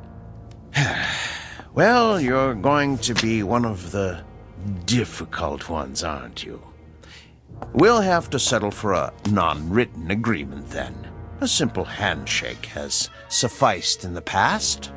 I'm not shaking your hand either. Come now. It's just a handshake. The sooner you shake my hand, the sooner you'll be rid of me. All right, if it'll get you out of here faster, here's my hand. Thank you. Ow! What did you just do? Good luck, Kyle. Wait! What did you do to me?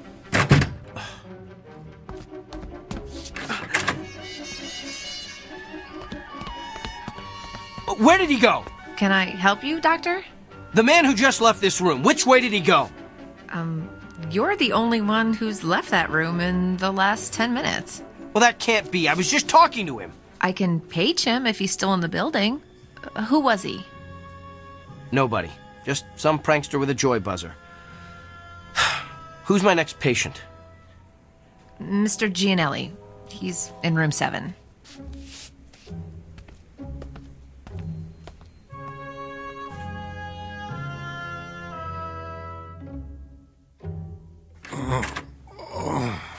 Good afternoon, Mr. Gianelli. I'm Dr. Kyle Powers. I'll be your physician while Dr. Matheson is gone.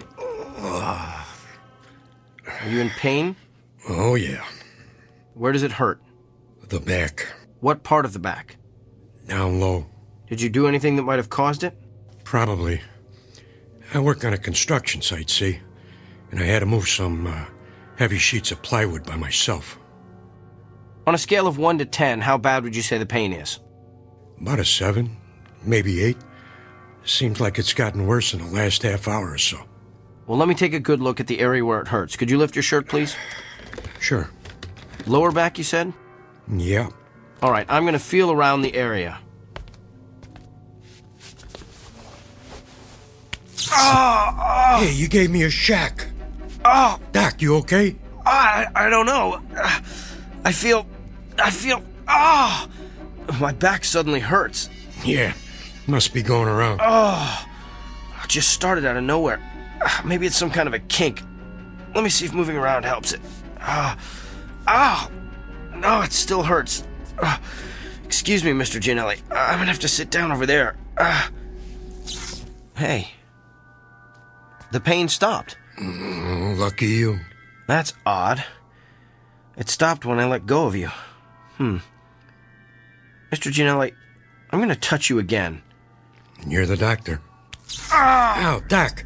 You need to get a humidifier in here. Fascinating.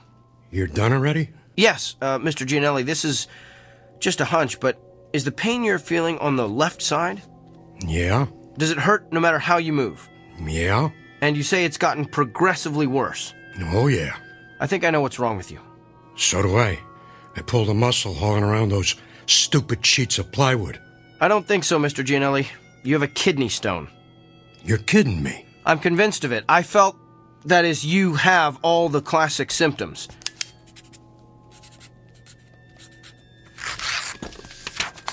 Here, this is an order for you to go up to radiology for an x-ray. That'll tell us exactly where the stone is, and we can figure out what to do about it from there.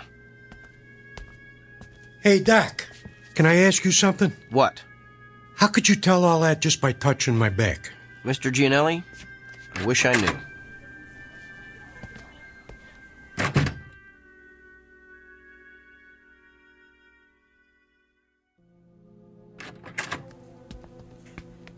So, now that we can talk privately in my office, let me get this straight.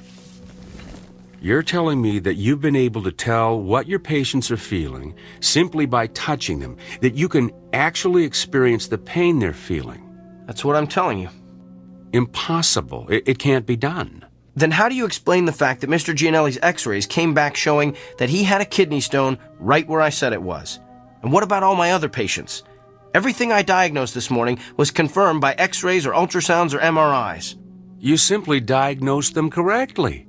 But I'm telling you, Dr. Bill, I felt their pain. Prove it. All right. Who's your next patient? No, not a patient. I want you to prove it on me.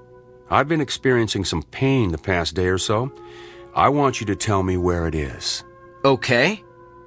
I'm gonna have to touch you. I knew there'd be something about this I didn't like. And it has to be on exposed skin. At least, I think it does. I'm still experimenting.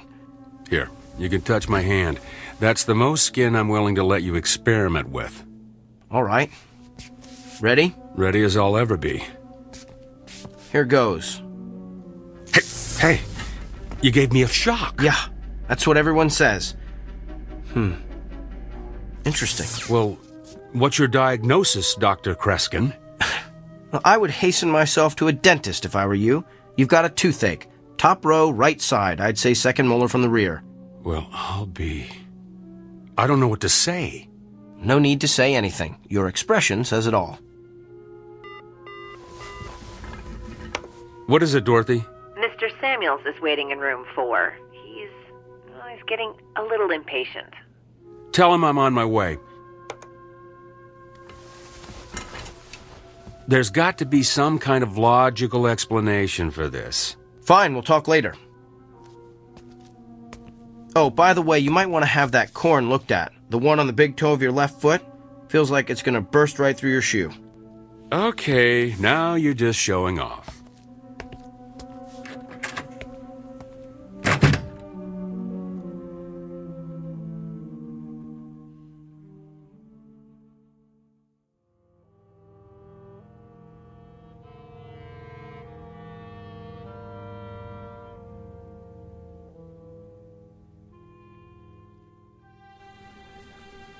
Okay, thank you. Northwest Medical Clinic, may I help you? I'm sorry, he isn't in yet. Can I take a message? I'll let him know. Thank you. Hey, Dorothy. Another reporter for Kyle? Yeah, that's like 25 now. Ever since word got out about his gift, he's become the most popular doctor at the clinic. I know.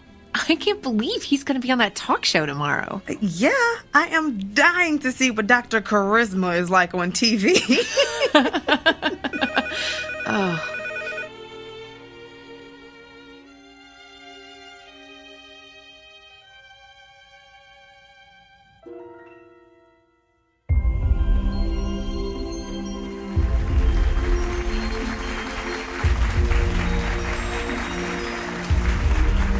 Welcome back to Barbie Porterson's Wake Up Call. I'm Barbie Porterson, and this half hour I'm going to have part 3 in my series on how I've managed to stay young looking the natural way without the use of drugs or surgery.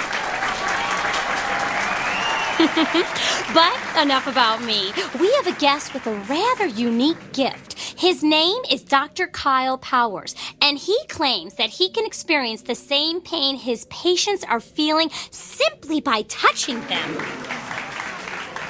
Doctor, it's good to have you with us today. Thank you. Now, why don't you tell us exactly what happens when you touch one of your patients? Well, in a nutshell, I experience exactly what the patient is experiencing. I can feel where the pain is in their body, how intense it is, what might be causing it, and I'm then able to provide an accurate diagnosis. Amazing! Would it be possible for us to get a demonstration from you? Of course. Do you have any discomfort or pain that's bothering you? As a matter of fact, I do. Let's see if you can guess what it is. Now, what do I need to do for this demonstration? Nothing. I just need to touch bare skin. Oh my, careful, doctor. We're a family show.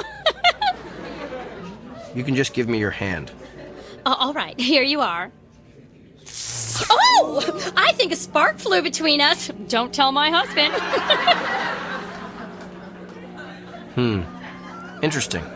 So, what's your diagnosis? I believe the pain you wanted me to identify is a sprained muscle in your left thigh. Feels like you've probably been working out a bit too rigorously at the health club. Ooh, that's amazing. That's exactly how my own physician diagnosed it. But it took him 20 minutes. Doctor, you truly have a special gift. There's something else, though. What? Your head. You have a headache. Are you coming down with something? Of course not. I'm fit as a fiddle. I stay fit the natural way. There's definitely something there. In fact, it's not just a headache. There's pain in several very specific locations in your forehead. That's interesting. Well, thank you for being with us, Doctor. Wait. I know what I'm feeling. You recently had some sort of cosmetic injections, didn't you? What? Yes, the type that eliminates frown lines and wrinkles. Me? Cosmetic injections? What a ludicrous suggestion. Well, back with more of our Barbie Porterson's wake-up call after these messages. You know, a simple analgesic will help with that headache. No, I don't need it. Could we cut the audio, please?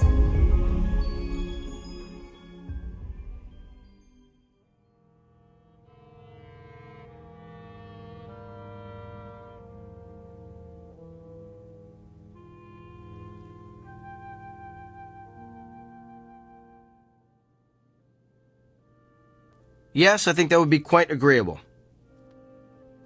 Well, to be honest, I wouldn't mind having a couple of days to think it over.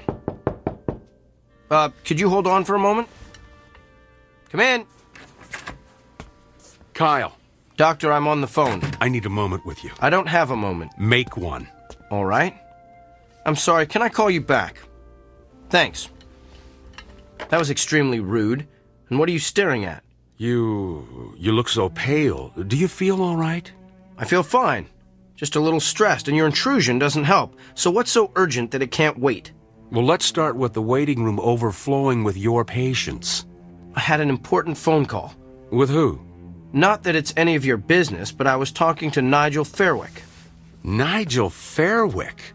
He's the TV producer who creates all those vapid reality shows.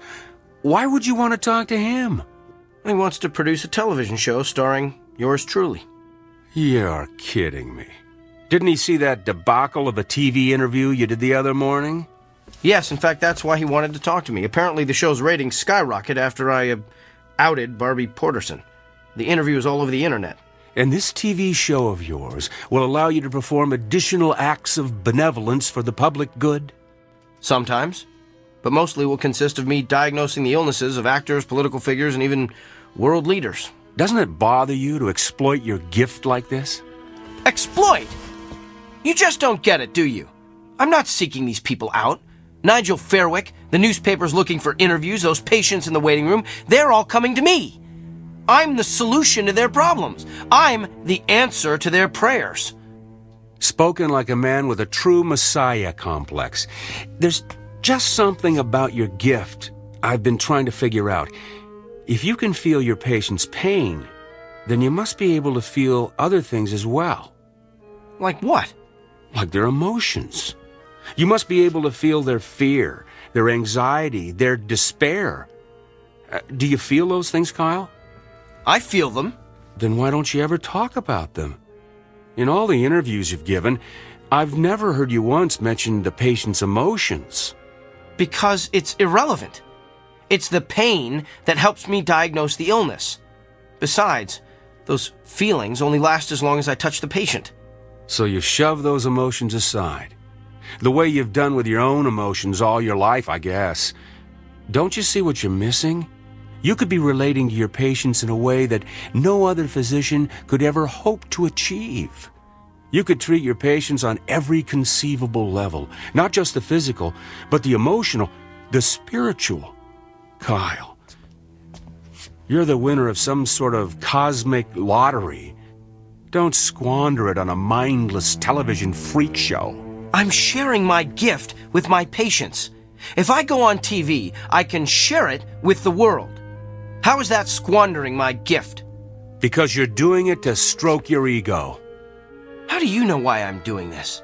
Can you read my mind? Is that your gift? Oh, wait, I forgot. You don't have one. Hello? Nigel? No, it's all right. I'm glad you called back. I've decided I don't need more time to think. I want to get started on this TV show as soon as possible. This afternoon? Well, that sounds great. I'll see you then. Thanks. You're really going to do this? I have a meeting with Nigel in an hour to sign the contracts. And what about your patients? Tell them to come back tomorrow. What if they don't want to? What if they can't? Oh, they'll be back. That's the part you don't seem to understand, Doctor. Everyone wants to see the amazing Dr. Kyle Powers.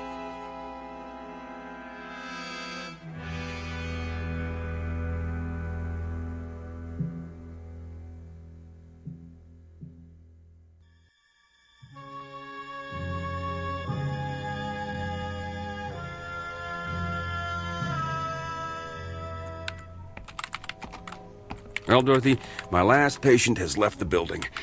Let's start closing up shop. Way ahead of you, Doctor. Hey, I put the TV on in the waiting area. Kyle's TV show is about to start. Oh, I don't want to miss this. Oh, yes. We shouldn't miss the circus when it comes to town. Come on, Doctor, it started. I'm coming.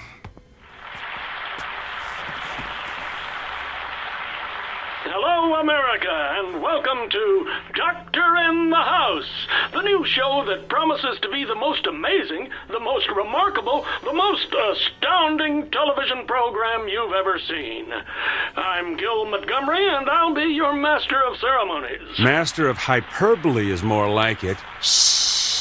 And now let's bring out the man who's been written about in every newspaper, magazine, and medical journal in the country, nay, the world.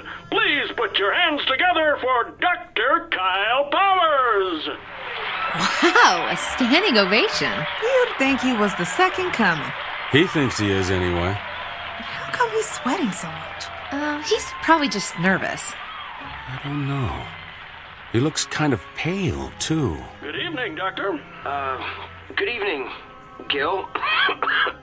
Are you feeling okay, Doctor? I'm not sure. I've been feeling a bit lightheaded today. Well, physician, perhaps we'll give you a chance to heal thyself later in the show. But right now, we're going to bring out your first patient. Are you ready? Yes, I think he fainted. Oh no!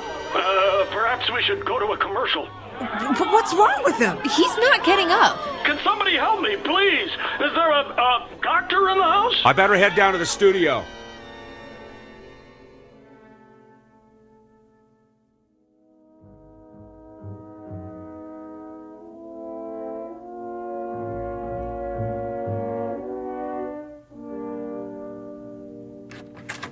Kyle, I've got the results of your tests. They're pretty extensive. Tell me. Well, simply put, your autoimmune system has completely broken down. Can you tell why? No, I can't find anything that would cause it. There was something about your results, though, that looked familiar. I'd seen this pattern before, but I couldn't remember where. You've seen this pattern. You've seen this pattern in another person? Not one person. Many people. I went back through your files of all your patients. Kyle, what you're experiencing is the affliction of every person you've treated in the past 3 weeks. Think about it. You've got emphysema like Mrs. Crandall. You've got stomach cancer like Mr. Drummond. Even have a kidney stone like Mr. Gianelli. Yeah, you get the idea. Every illness you've treated in the past 3 weeks is coursing through your body. It was 3 weeks ago that... You received your gift. I know.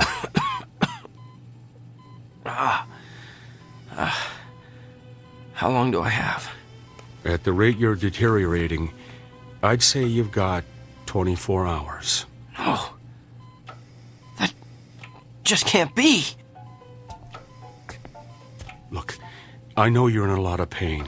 We're going to do what we can to make you comfortable. I want to run some more tests. There's got to be a way to beef up your immune system. Bill,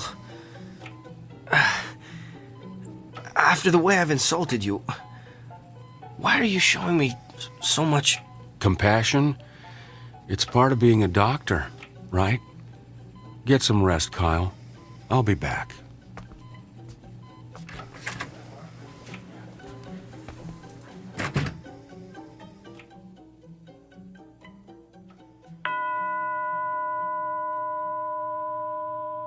The time is now 9 p.m.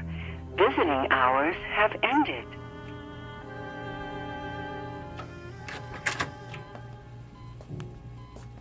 Bill? I'm afraid not. You? What are you doing here? I wanted to see how you're feeling. By the looks of you, I'd say you're knocking at death's door. You did this to me, didn't you? No. You did this to yourself. Remember our agreement?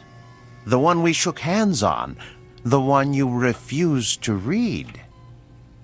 You violated, let's see, Section 3, Paragraph 9, which states, the party in question will refrain from using his gift to advance, hasten, or otherwise promote his own personal agenda. You were given a gift intended to help you better understand your patient's feelings. But you managed to use it for your own gain. Quite an extraordinary display of abuse, really. In short, your discomfort is your own fault.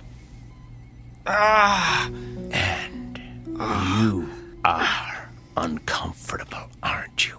I sense that you're feeling more than pain. Yes. You feel the agony of every patient you ever intimidated or demoralized or humiliated. You feel their despair. Tell me about them, Doctor. Tell me about Mrs. Fitzsimmons. I believe you told her last week she has a spot on her lung. Can you tell me what she's feeling right now? She's afraid she'll die without seeing her grandchildren. And what about Katie Morgan, that college student who's been having dizzy spells? You sent her for a brain scan yesterday. She's afraid she won't be able to marry her fiancé, have children, grow old with a loving husband. And what about Mr. Hamner? You sent him for chemotherapy 2 weeks ago. He's... Yes? He's filled with the terror of not knowing what lies beyond death. It must be hard to carry the burden of all that despair. And what's worse, you're feeling it all at once, aren't you? It's worse than the pain. I can imagine. It must be unbearable. So tell me, Doctor, on a scale of 1 to 10, how bad is the despair? What? How much worse has the hopelessness become in the past hour? Don't! 40%? 30%? Stop! Is there a history of anguish or misery in your family? Please stop! Have you taken any medication that would cause this kind of acute melancholy? Don't torture me like this! What have you done today that would cause such agony, such utter torment? That's enough! Reached your limit, Doctor. And just answer one last question for me. Do you understand now how your patients feel?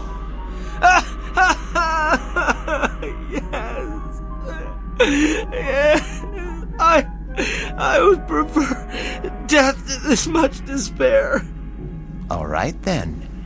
Since you're already at the end of your rope, I suggest we end it as quickly as possible. I'm going to touch you one last time.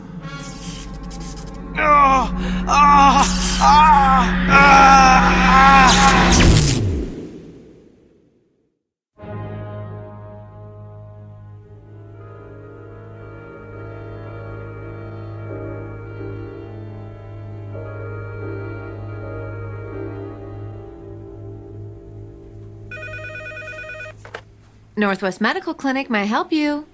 Sure, let me transfer you. Hey, Dorothy. What is it, Millie? It's a shame about Kyle, isn't it? Yeah, a pity it had to end the way it did. I mean, for a little while, he had it all, and now, well, you know. How have his patients been taking it? Not well. Of course, I have to tell them what happened when they called to make an appointment. That's a shame. But, you know, at least Kyle is at peace now. Yeah. Well, he seemed very peaceful when I gave him his messages this morning. I guess a full recovery will do that to you. That and a near-death experience. Yeah, but it is too bad he lost his, well, you know, his gift. Yeah. I wonder what it's gonna be like for him now. Just seeing patients as plain old Dr. Kyle Powers.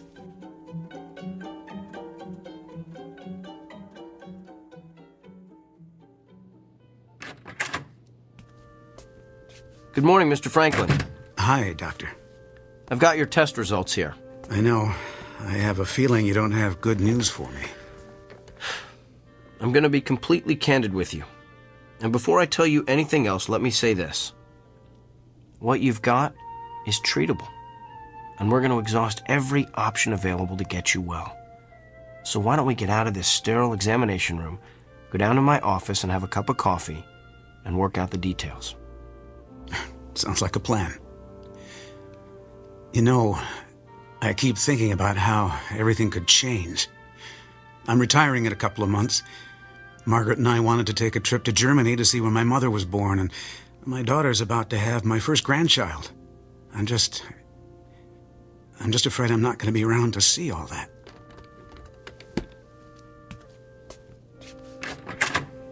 Mr. Franklin, I know exactly how you feel.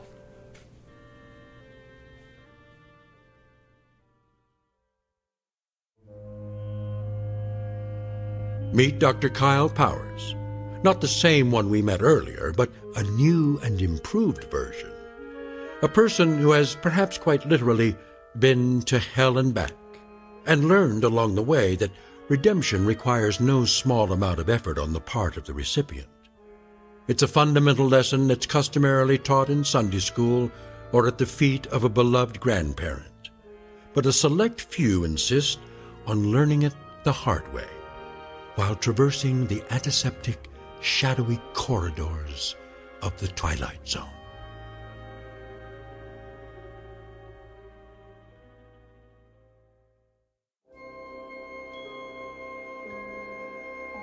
Hi, this is Carl Amari, producer of the Twilight Zone radio dramas. I'd like to take a moment to tell you about our official website at twilightzoneradio.com, where you'll get the latest news and information on these Twilight Zone radio dramas. Plus, at twilightzoneradio.com, you can digitally download 3 free episodes or any of our episodes for only $1.95 each. In this age of ever-changing technology, we've decided to make these episodes instantly available to you by making the Twilight Zone radio dramas a digital download-only series. This means that this series will no longer be offered on CD. The CD collections at our website are now being offered while supplies last at buy one, get one free. So be sure to get your favorites before they're sold out. Be sure to visit us often, and I'll see you in the zone.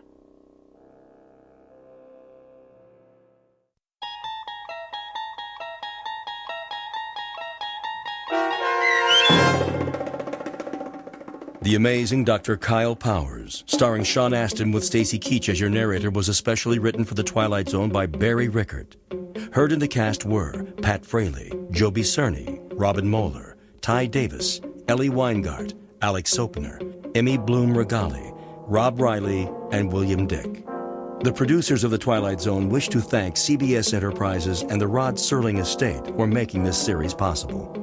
This copyrighted radio series is produced and directed by Carl Amari and Joby Cerny for Falcon Picture Group and Westwood One. Sound design and custom Foley effects for The Twilight Zone were done in the Cerny American Sound to Picture Theater by Todd Beyer, Craig Lee, and Tim Cerny. To learn more about the Twilight Zone radio dramas and to contact us, visit our official website at twilightzoneradio.com. Doug James speaking.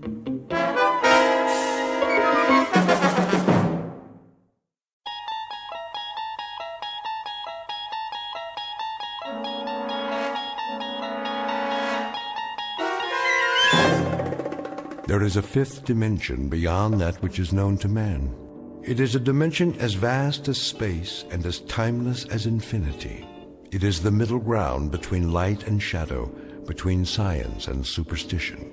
It lies between the pit of man's fears and the summit of his knowledge. This is the dimension of imagination. It is an area which we call the Twilight Zone.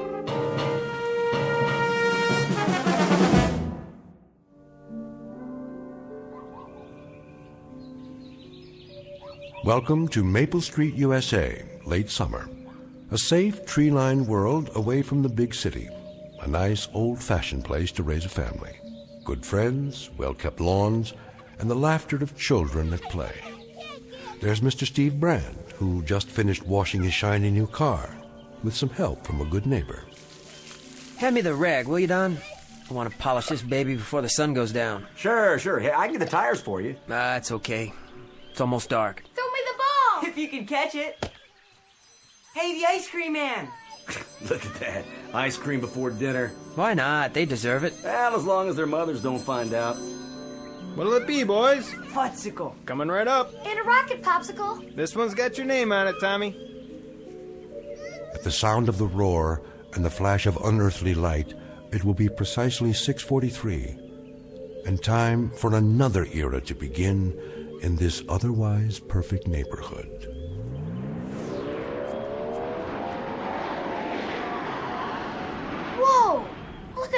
What was that? I don't know. What was it? Must be some kind of new jet. What was that?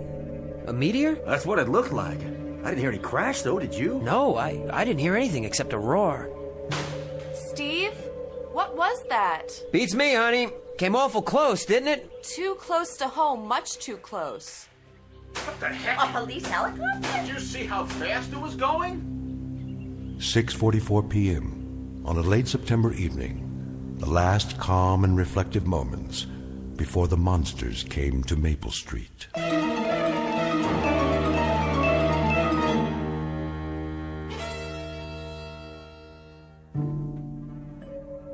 And now, back to our story from the Twilight Zone. The Monsters Are Due on Maple Street, starring Frank John Hughes, with Stacy Keach as your narrator. Operator? Operator?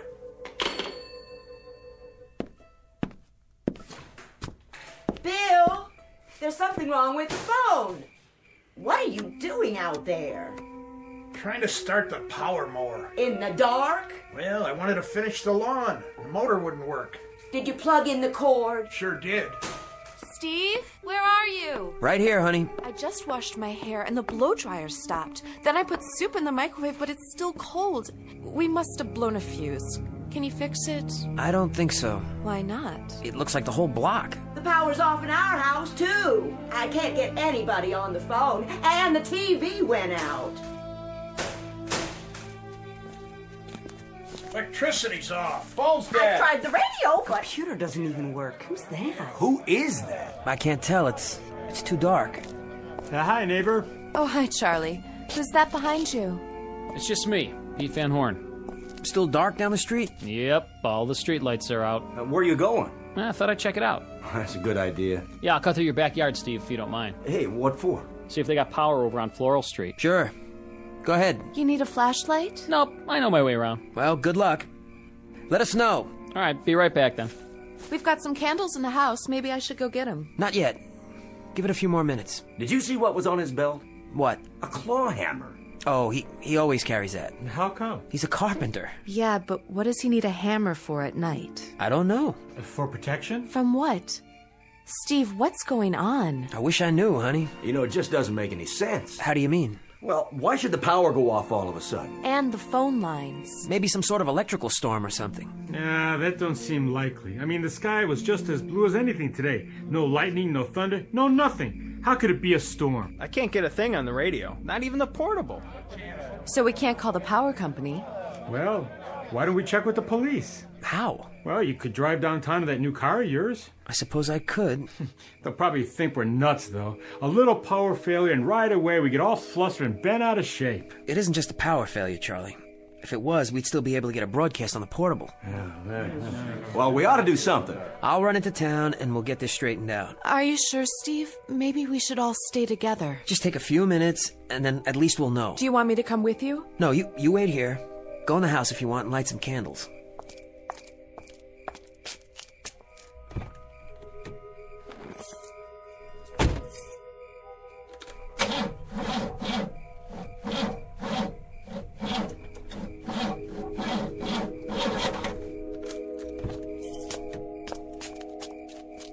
What's the matter with the car? I don't understand. It was working fine this afternoon. Out of gas? I just filled up. Well, then it's not getting a spark. Look under the hood. Well, it could be a lot of things. I wouldn't know where to start, especially at night. That could be the distributor cap. But it's new. It's supposed to be under warranty. What's it mean? Mean? All these things happening at once. It doesn't mean anything. It's just a coincidence. Next time I try the car, it'll probably start just fine. I don't know. It's as if everything flat out stopped all of a sudden. Yeah, that's pretty strange if you ask me. We better walk downtown. How many? I mean, some of us should stay here and watch the houses. The two of us can go, Charlie, you and me. You think it's the meteor? Well, you know, I really doubt it. I don't see how it could be if that's what it was. A meteor couldn't do this. Well, then we'll find out. Turn it over to the authorities. Yeah, they'll know what to do. They better. That's what we pay them for. Come on, Steve. Mr. Brand, Yes, Tommy? you better not. Better not what? Go into town. Why not? They don't want you to. Who doesn't want us to? Them. Them? Whoever was in that thing that flew over. What? Whoever was in it. I don't think they want us to leave here. Fool kid. Wait a minute. What do you mean? What are you talking about? They don't want us to. That's why they shut everything off. What makes you say that? Now, isn't that the craziest thing you ever heard? Tommy, I asked you a question. Whatever gave you that idea? It's always that way. Always? Well, when a ship lands from outer space. Oh, come on now. It's that way in every story. Which story? All of them. It could be the mothership or just, a scout. You mean one of those smaller spaceships? Oh, sure. Yeah, a flying saucer, something like that. They watch everything we do. Why? I missed something. I don't know that either. But they're checking us out. All the way from outer space. Sure. That's where they come from. Don't you know anything? For what reason? Well, for the invasion. An invasion? From space yet? Sally, you better get that boy of yours off to bed. He's been reading too many comic books or seeing too many science fiction movies or something. Tommy, come over here and stop that kind of talk. Go with your mother, Tommy. We'll be right back, and you'll see. That wasn't any kind of ship, for crying out loud. That was just a meteor or something. I guess it did have something to do with these power failures and the rest of it. Meteors can do strange things. I think I read something about it. Oh, sure. Like sunspots. That's right. Yeah, that's the kind of thing sunspots do. They raise Cain with radio reception all over the world. That part's definitely true. And this thing coming so close, why? There's no telling the sort of stuff it can do. Yeah, you go ahead, Steve. You and Charlie go into town and see if that isn't what's causing it all. All right, then. We're going. Mr. Brand, please don't. Come on. You want us just to stand right here in one spot? You might not be able to get to town. Why not? It was that way in the story. Nobody could leave. Nobody except... Except who? He's talking about some video game. Hold on. I want to hear this. Except who, Tommy? Except the people they sent down ahead of them. Well, they look just like people. You'd never know the difference. It wasn't till the ship landed Tommy, please, son, please don't talk that way. Right. The kid shouldn't say stuff like that. And we shouldn't stand here listening to him. Why, this is the silliest thing I ever heard. He tells us a comic book plot and we stand around listening like fools. Go ahead, Tommy. I want to hear what you've got to say. The whole thing. What kind of story was this? And what about the people they sent ahead? That was the way they got ready for the landing. They sent 4 people. A mother and father and 2 kids who looked just like humans. But they weren't. Well, I guess that's it then. What we better do is run a check on the neighborhood and see which one of us are really human. How does that sound to everybody? There must be something better to do than just stand around making bum jokes about it. Well, like what? Well, for instance, I wonder if Floral Street's got the same deal we got. Hey, where's Pete Van Horn? Didn't he get back yet? Can't see a blessed thing. Hey, who's that? It's Les Goodman. See him there across the street? He went out and got in his car just like that. Now, where's he going at a time like this? Looks like he isn't going anywhere. Hey, Les. Can't you get it started? No dice. That sounds like the battery's dead. It shouldn't be. It's charged up. Could be the starter. Oh, this car always works like clockwork. I get behind the wheel in the morning and it goes. It never fails. Unless it's something electrical. Such as? Who did that? Nobody. It just started. All by itself? But that can't be. Cars don't just start all by themselves. Do they, Steve? Of course not. Not without the keys. I got them right here in my hand. Well, this one did. How come his car just up and started like that? How could it? Yeah, how could it start by itself? He wasn't anywhere near it. And he never did come out to look at that thing that flew over. He wasn't even interested. He was too busy. Busy with what? Why? Why didn't he come out with the rest of us to look? He always was an oddball. Him and his whole family. Real oddballs. What do you say we ask him? Yeah, well, that's a good idea. Wait a minute. Just wait a minute. What for? Let's not turn into a mob here. Listen to me. Let him talk. I don't understand it either. I tried to start it. It wouldn't start. You saw me. All of you saw me. Sure we did. What are you telling us, Les? that there's something going on here? I'm not telling you anything. I don't understand it either. I swear I don't understand anything about tonight. What don't you understand? What's happening? Well, maybe you better tell us the whole story. What story? Well, here's the way I see it. Nothing's working on this street. Nothing. No lights, no power, no radio, no TV. Nothing except one car. And guess whose it is? Yours. Yeah, that's right. Now don't go jumping to conclusions. We don't have all the facts yet.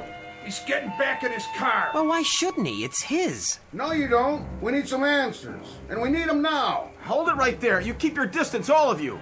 Go ahead, let's hear it. So I've got a car that starts by itself. Well, that's a freak thing, I admit it. But does that make me some kind of criminal or something? I don't know why the car works. It just does. We're all on a monster kick, Les. Seems that general impression holds that maybe one family isn't what we think they are. Monsters from outer space or something. You never can be sure. Could have been a spy plane. On Maple Street? Right. How'd they get here? Or were they here all along? Well, that thing, it could have been a missile. You never know. A bomb, you mean? An ICBM? Did you hear it explode? Did you? Well, no. I'll tell you what's going on. You're afraid of anything that's different. Fifth columnists from the vast beyond. Listen to yourselves. You know anybody that might fit that description, Les? On Maple Street? No, I sure don't. I don't either. And neither does anybody else. Look at that! At what? It's his porch light. It went on. Yeah, the only one that's on. So who turned it on, huh? Now I suppose that's really supposed to incriminate me. Take it easy. The light goes on and off. Something in the wiring. Big deal. That really seals it, doesn't it? Move back, everybody. Why should we? This is Les's porch. His yard. That doesn't matter anymore. Sure it does. It's his property. I just don't understand this. So I've got a bad switch. You never did before. Look, you all know me. Of course they do. We've lived here for 5 years, right in this house. Now, where'd you move here from? Will you let him talk? We're no different than any of the rest of you. We're no different at all. Really, this whole thing is just weird. Well, if that's the case, Les Goodman, explain what... Explain what? Why do I have to explain anything to you or anybody else? Never mind. Go ahead. What about it? Explain what? Well... Go on. Just say it. Well, sometimes I go to bed late at night. A couple of times I'd come out on the porch and I'd see Mr. Goodman here in the wee hours of the morning, standing out in front of his house. Then what was he doing? Looking. Looking where? In somebody's window? No, up at the sky. What?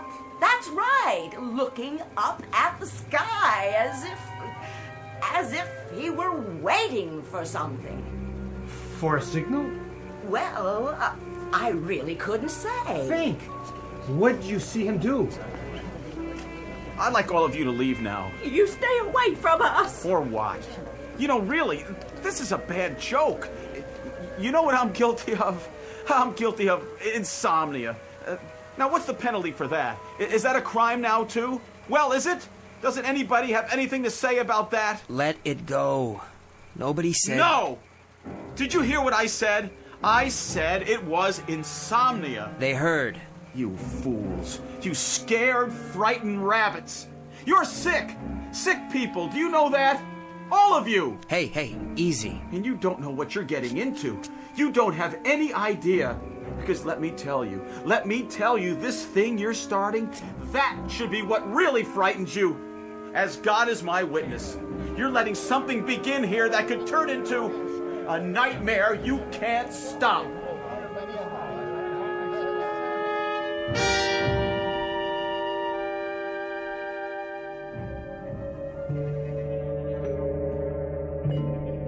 Les, I brought you a glass of milk. Refrigerator's off, but it's still cold. Put the candle out. Why? Just do it. What are all those people doing across the street? Why are they just standing there? I said put the candle out, now. Are they still watching our house? That's right. What do they expect to see? A red monkey. What? I remember a science article I read once. Which article? About an experiment. What made you think of that? It was in a laboratory. They set up a kind of zoo with all these monkeys. They made sure they were comfortable, had plenty to eat, let them go about their business. All different kinds of monkeys. And for a while, they all got along just fine. Les, what does this have to do with all Then the... one day, the scientist painted one of the monkeys another color. Red or green or something, I don't remember. Just one of them. And you know what happened? All the other monkeys turned on it, and they tore the red monkey apart. Killed it right there on the spot for no reason. Oh, Les, that is a horrible story. No reason except it was a little bit too different. I suppose that was enough for the monkeys. Do we still have that gun? What? My dad's old service pistol. I had it packed in the attic. I was wondering, do you think it's still there?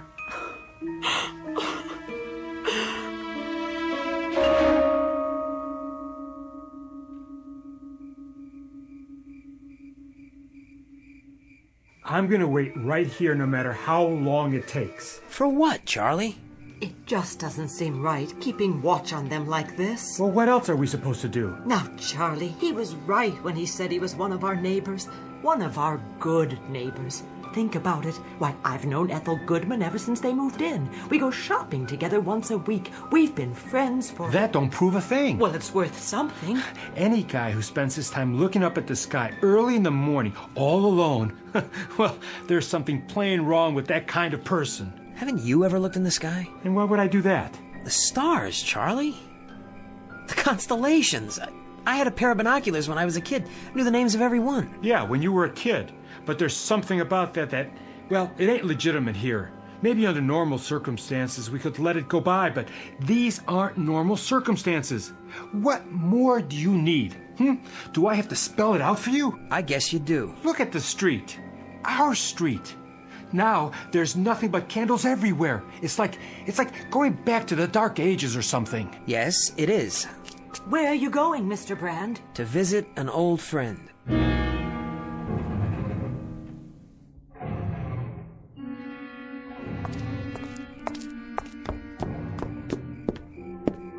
Les?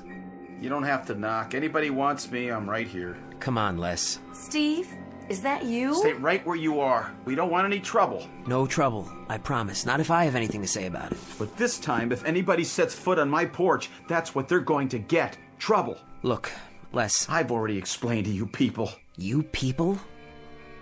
Is that who we are now? And I'm not going to explain again. You don't have to explain anything. I don't sleep very well at night. Sometimes I get up and take a walk, and I look up at the sky. I keep track of the meteor showers, shooting stars. They come at different times of the year, at odd hours. You can read about it in National Geographic. Don't you know that? Sure I do. That's exactly what he does. He always has. I understand. Why, this whole thing, it's been blown out of all proportion. It's ridiculous. I know. It's some kind of madness or something. That's what it is, all right. Some kind of madness. Then what can we do to stop it? At this point, that is the question. You best watch who you're seen with, Steve. Who's that? You ain't exactly above suspicion yourself. Or you, Charlie. Or any of us, it seems, from age 8 on up. Come inside, Steve. No. There's no reason to hide. What I'd like to know is, what are we going to do? Just stand around here all night? There's nothing else we can do. Till then, we stand watch. One of them will tip their hand. You'll see. They've got to. There's something you can do, Charlie. Oh, you're telling me what to do? You could go home and keep your mouth shut. Oh, yeah? You could quit strutting around like a self-appointed hanging judge and just climb into bed and forget it. You sound real anxious to have that happen, Steve. Oh, I am. In that case, I think we better keep a real close eye on you, too. You do that. I think everything might as well come out now. Good idea. Steve, your wife's done plenty of talking about you lately. She what? About your habits. You're plenty odd, too, it sounds like. And when did you talk to my wife? Go ahead. Tell us what she said. Yes, go ahead. What's my wife said? Let's get it all out. Yeah, let's. Why not? Let's pick out every idiosyncrasy about every single man, woman, and child on this street and put them under a microscope like bugs. Are you afraid of the truth, buddy? You think you know what the truth is? If you got nothing to hide... Then why don't we go all the way and set up some kind of kangaroo court? How about a firing squad at dawn, Charlie, so we can get rid of all the suspects? Narrow them down, make it easier for you. And for you too, Don, old buddy. Hey, look, there's no need getting so upset, Steve. Then why are you? Well, it's just that, well... Well, what? Myra's talked about how there's been plenty of nights when you spend hours and hours down in your basement, working on some kind of radio equipment or something. Oh, for the love of... Got a regular electronics lab down there, she says. Well, none of us have ever seen that radio, now have we? Or whatever it is. How come you never told us about it? Yeah, go ahead, Steve. What kind of radio set you working on? Shortwave or something else? I've never seen it, and neither has anyone else around here. It's a hobby, for God's sake. Who do you talk to on that radio? And who talks to you? What kind of messages you sending, huh? And receiving. I'm surprised at you, Charlie. How come you're so dense all of a sudden? What does that mean? Who do I talk to? Well, who do you think? I talk to monsters from outer space. There, he admitted it. I talk to three-headed green men who fly over in what look like meteors. That is, when I'm not talking to other enemies, other aliens. Steve, please. Go back in the house, honey. It's a ham radio, that's all. I bought him a book on it for his birthday. It's just an amateur radio set. A lot of people have them. It's good for keeping in touch with friends all over the world. Oh, yeah? What friends? In which country? Does it matter? It matters a lot. I can show it to you. Would that make you feel better? It's right down in the basement. Show them nothing. If they want to look inside our house, let them go get a search warrant. Look, you can't afford to... Charlie, don't tell me what I can afford. Stop telling me who's dangerous and who's safe and who's a menace. Come inside now. And the rest of you, you're with them too, aren't you? You're standing here all set to crucify, all set to find a scapegoat, all desperate to point your fingers at your neighbor. Well, now look, friends. The only thing that's gonna happen is that we'll all end up eating each other alive. Get your hand off me, Charlie. That's not the only thing that can happen to us. What's that? Who? Tommy, get inside and lock the door. It's the monster! It's the monster! No, Tommy! We may need this. A shotgun? Give me that. Don't try to take it away from me. Put it down. We can't even see who it is yet. It could be anybody. It don't look like anybody. At least not from around here. It looks tall, real tall and dark, and... That's because the streetlights are off. Well, whoever it is, it can go right back where it came from. Oh, it's an it now, not a who. Give me the gun. But you don't know who... Stand aside if you're not going to help. Good Lord, will anybody take the time to think? We've done enough thinking. Will you people wise up? Even if it is what you say it is, what good would a gun do against something like that? Some sort of enemy? Something you don't even have a name for yet? Something that... No more words, Steve. You're gonna talk us into a grave. Whatever's out there in the street, you'd let walk right over us, wouldn't you? Well, some of us won't. Some of us are man enough to stand up for what we believe in. What do you believe? Quiet! Here he comes!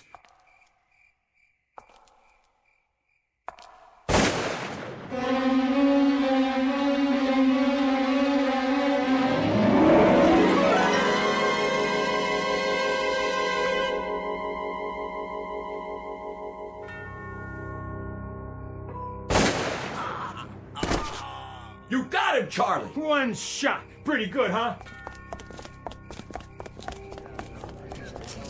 Take a look. No. Take a look.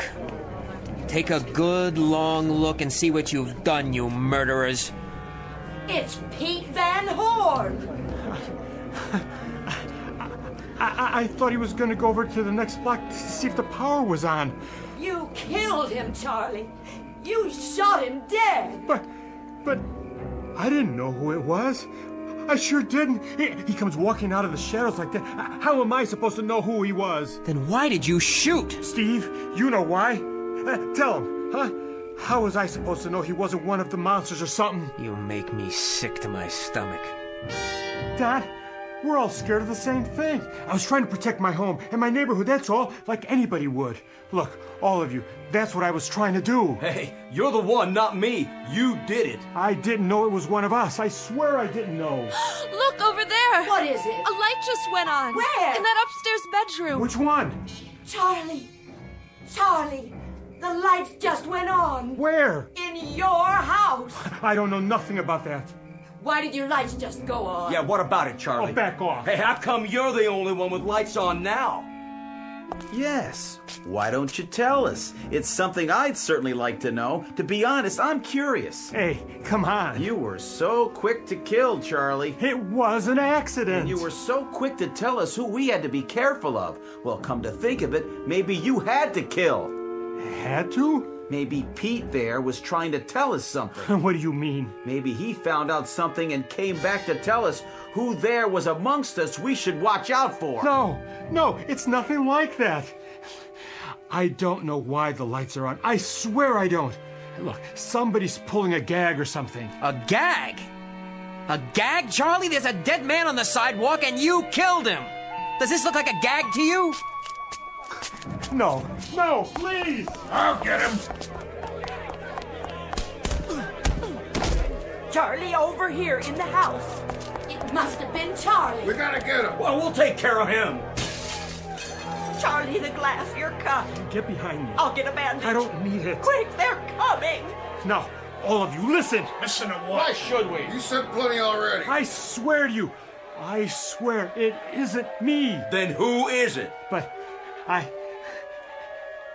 I know who it is. I do. Sure you do. I know who the monster is here. Who is it? I know who it is. It doesn't belong. I give you my word. I know.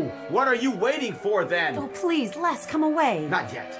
What are you waiting for? A flash of red? What are you talking about? The monkeys, Les. Remember, you told me about it. The monkeys. I want to hear this. Go in the house away from me. I'll go in the house, but I may not be there when you come home. If you just hear me out. Come on, Charlie, come on. Who is it, Charlie? Tell us. All right, quit stalling. Let's hear it. It's... Go ahead. Give us a name. It's the kid. It's Tommy. He's the one. No. How can it be? It has to be. Mom? That's crazy. Crazy. He's a child. He's my little boy. But he knew. He was the only one who knew. He told us all about it, every little detail. Well, how did he know? How could he have known? Can you tell us that, Sally? Yeah, that's right. How could he? Make the kid talk. What about Goodman's car, though? Well, it was Charlie who killed Old Man Horn. Nobody could argue with that. Just shut him up. But it was the kid who knew what was going to happen the whole time. He was the one who knew. Have you all gone crazy? Stop it, every one of you, now! You better shut up, Brad. Or what? This. Charlie has to be the one. He's just lying to save his own skin. It all adds up now. Where's my shotgun? I'll get the hammer off Old Man Horn. Maybe Les Goodman is the one. His car started. Let's wreck it before he gets away. What about Brand's radio? He's the one who called them. Smash the radio. Les. Give me the hammer. Something. I got a 22. Stop. Stop. Stop. Steve, we gotta get out of here. Too late. It's too late. Get Steve and Charlie. They're working together. You better listen to me. It's our only chance. Where's the kid? No, you stay away from us. Mom! Let's go, Tommy. Stay with me. We're going home now. Hey, he's getting away. Leave us be. I could get a shot. You missed. Give me that thing. You gotta aim. Here. What's that? Where? The light over there in that house. It just went on. That's Bob Weaver's place. And it isn't the kid. That isn't the Weaver's house. It's Don Martin's place. I tell you, it's the kid. It's Charlie. He's the one. Hold on, there's lights in the house next door to it, going off and on. And that one. And that one. Which one is it? It's all of them. It can't be everybody. It is. Look. Blinking on and off. Up and down the block like a Christmas tree about to blow.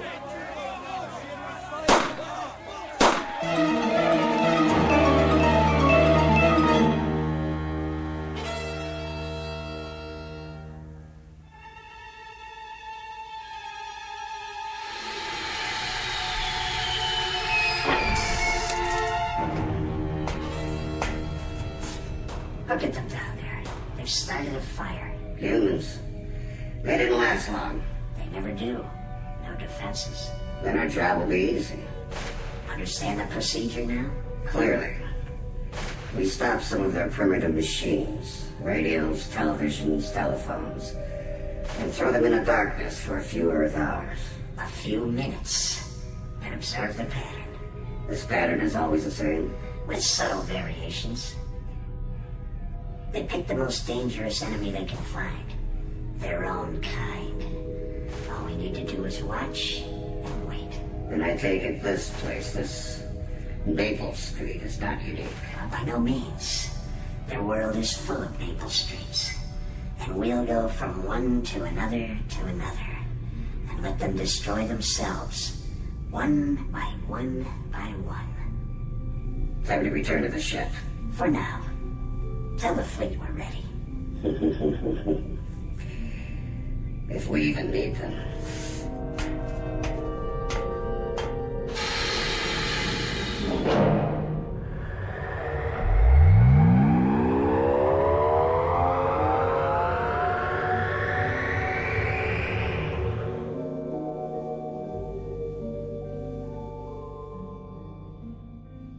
The tools of conquest do not necessarily come with bombs and missiles, with explosions and fallout and invading armies. The most dangerous weapons are simply thoughts, attitudes, prejudices, to be found only in the minds of men. For the record, prejudice can kill and suspicion can destroy. And a thoughtless, frightened search for a scapegoat has a fallout and a contamination all its own. For the children, our children, and those yet to be born. And the vast universal pity of it is that such things cannot be safely confined to the Twilight Zone.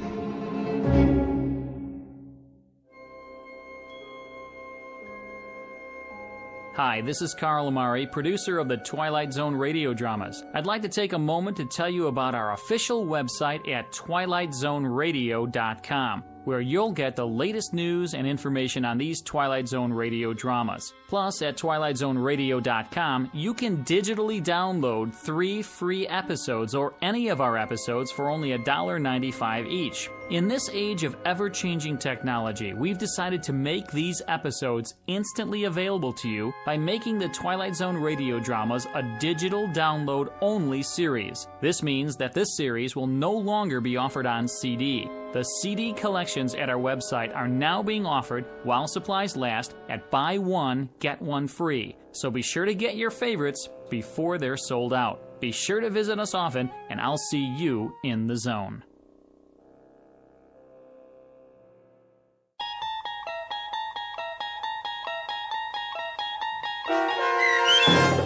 Monsters Are Due on Maple Street, starring Frank John Hughes with Stacy Keach as your narrator, was adapted for radio by Dennis Etchison and based on a script by Rod Serling.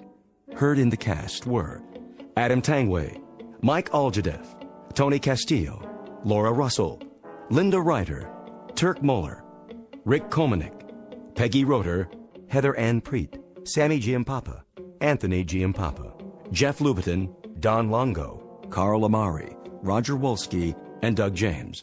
To learn more about the Twilight Zone radio dramas and to obtain audio cassettes and CDs of these programs, visit our website at twilightzoneradio.com. This copyrighted radio series is produced and directed by Carl Amari and Roger Wolski for Falcon Picture Group. Doug James speaking.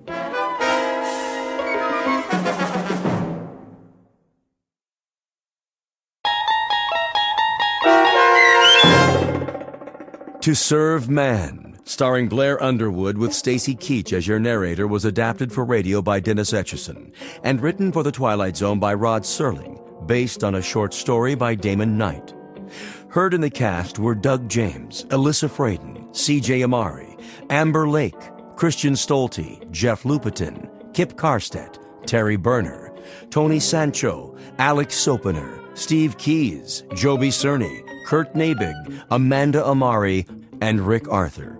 To learn more about the Twilight Zone radio dramas and to obtain audio cassettes and CDs of these programs, visit our website at twilightzoneradio.com. The producers of The Twilight Zone wish to thank CBS Enterprises, Carol Serling, Dennis Etchison, Dick Brescia Associates, Claire Simon Casting, Terry Jennings, XM Satellite Radio, Sirius Satellite Radio, our sponsors, and our radio affiliates for helping make this series possible. This copyrighted radio series is produced and directed by Carl Amari and Jason Mallow for Falcon Picture Group. Doug James speaking.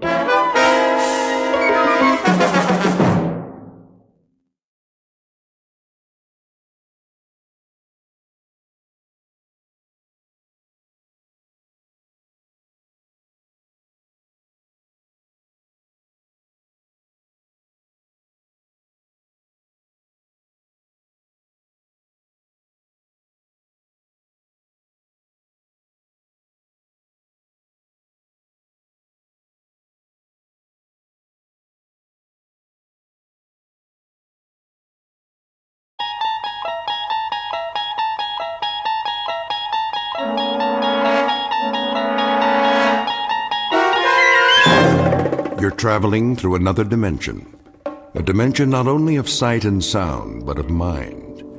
A journey into a wondrous land whose boundaries are those of imagination. Your next stop, the Twilight Zone.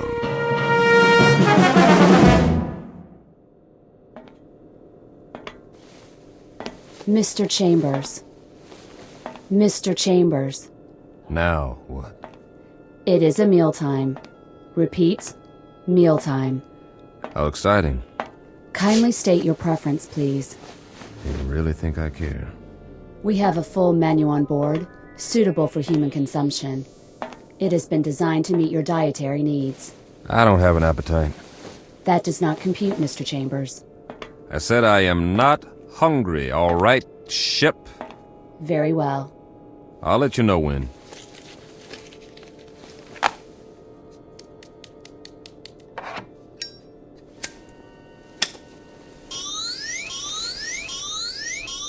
Safety alert. Oh, it's just a cigarette. Please extinguish all smoking materials at once. Please extinguish. Okay. Deposit in appropriate receptacles. This is a mandatory safety measure. I heard you. Thank you for your cooperation. This is going to be a long trip. It is for your own good. Cigarettes are harmful. They are extremely hazardous to your health. And traveling through outer space, that's not... Comparisons are relative. Is that right? Please define your frame of reference. Well, here's a reference for you. The moon. Which moon? Anyone will do. As in, why don't you go take a flying jump at it? Kindly repeat. Forget it. You do not care for food at this time. Leave me alone. You do not care. Yes, I do not care for food at this time. Very well. Very well, very well! Oh, ow! Oh, my hand. Please refrain from striking the walls of your sleep module. How do you expect me to sleep if you won't stop talking? We only seek assurance that your needs are being met. Your well-being is our primary concern. Yeah, right.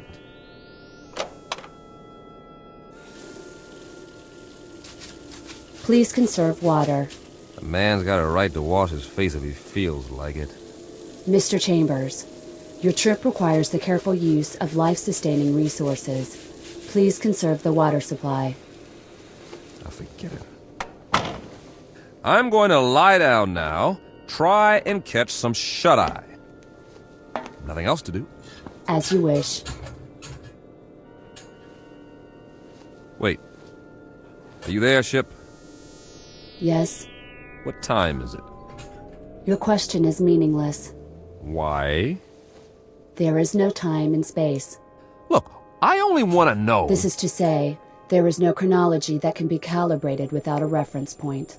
What time is it on Earth? Can you tell me that without an exercise in Euclidean geometry? Just tell me what the time is back home.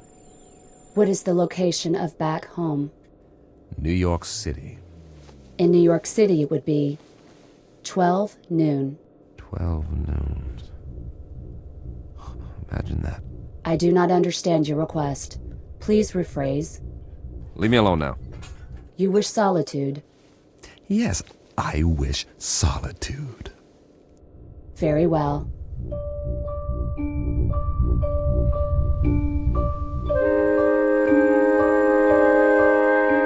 Respectfully submitted for your perusal, one Mike Chambers, linguist and cryptographer, formerly attached to the Pentagon.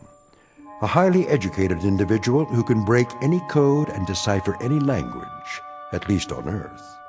A man who shook hands, figuratively speaking, with a modern-day Christopher Columbus from another world. The height of this creature, a little over 9 feet, give or take a few millimeters. Weight, in the neighborhood of 350 pounds. Origin, unknown. Motives? Well now, therein lies the tale. And it's no ordinary one. You'd best hear the story from Mr. Chambers himself. Just remember, you're not on the Earth anymore. You're traveling at something close to light speed on a journey that will take you directly through the Twilight Zone.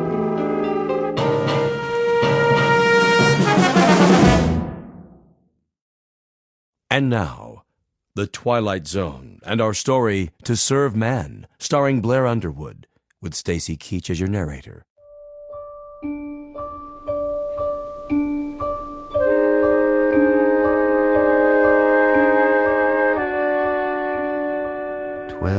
Noon. Somewhere, but not here. This is the way nightmares begin, or more to the point, the way they end. Very simple, direct, and unadorned, incredible. And yet, even while they're happening, we learn to live with them. We digest and assimilate new information as best we can, beginning with the smallest bits, the ones that are easy to process. So, if it's 12 o'clock noon back home, the only home you've ever known, that's what occupies your mind. You don't think about sidereal time or when it will be 12 o'clock the next day or the day after that. We live in the moment, but that's precisely what we should have been thinking of. All of us. Tomorrow and the day after tomorrow. We were preoccupied with the hands on a clock while we could have checked off the days on a calendar, one by one, and appreciated all that we had while there was still time.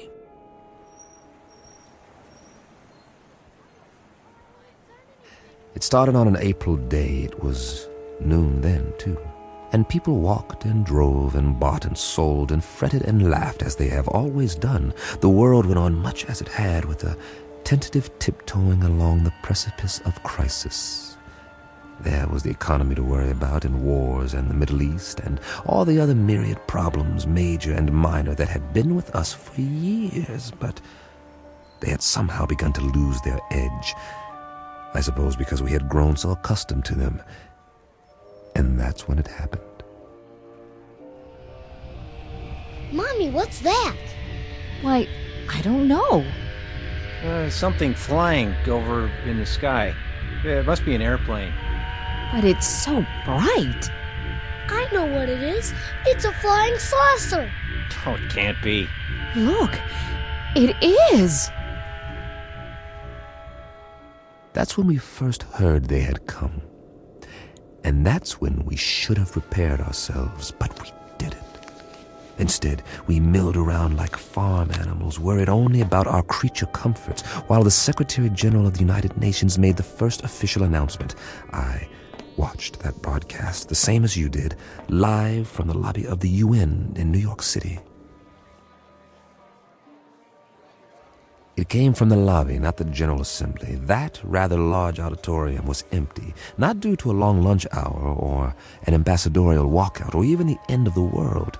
The representatives of all nations were at that moment watching their television sets and listening to their radios, much as were their peoples around the world. For, as it turned out, this would be a rather momentous afternoon. Ladies and gentlemen of the press, is this thing on?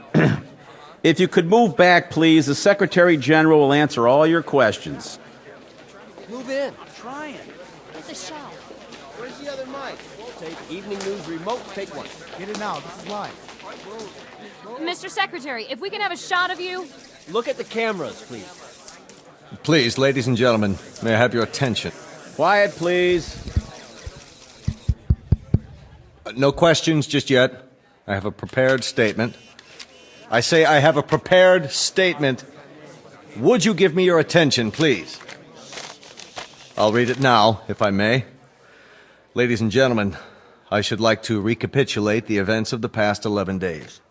On the 14th of March, shortwave broadcasts were received in the principal capitals of the world. It was established that these transmissions did not originate on Earth. Rather, their origin was extraterrestrial. The first messages were merely announcements that there would soon be multiple landings at various points around the globe. We were assured that these landings would be peaceful and that there was no cause for alarm. Nevertheless, United Nations forces were put on alert. As you know, these broadcasts continued to grow in strength for several days. Is it true that they've landed? Please, no questions yet. At 11 this morning, Eastern Standard Time, The first landing took place in an area outside Newark, New Jersey. We have subsequent reports of additional landings in Russia, Norway, the southern coast of France, Rio de Janeiro, and several other locations. It is the position of the United Nations that it would be premature to assume hostile intent. Our recommendation is that the world's countries remain calm and make no show of force. All governments are being apprised of these events as they develop. The current situation at present is therefore... What do they look like? Yeah, what do they look like? Are they human? Or are they little green men? What do they want here anyway? As of this moment, we do not know who they are or the purpose of their arrival. We know only that several of their craft have touched down and that... Hold on, Mr. Secretary. Who's that? Looks like the guys from the Pentagon. What are they here for? Must be something big. Sir. Tell them that we have to do this. Are you sure? Quite sure. We've cleared it with the White House. All right. It seems that one of the craft has just landed a few blocks away. One of the representatives of the visitors is apparently on his way to this building. Now? Call the wire service. Get me a direct feed, now. It appears that he has requested an audience with the General Assembly. That's correct. In a few moments, we'll reassemble in the... Good Lord.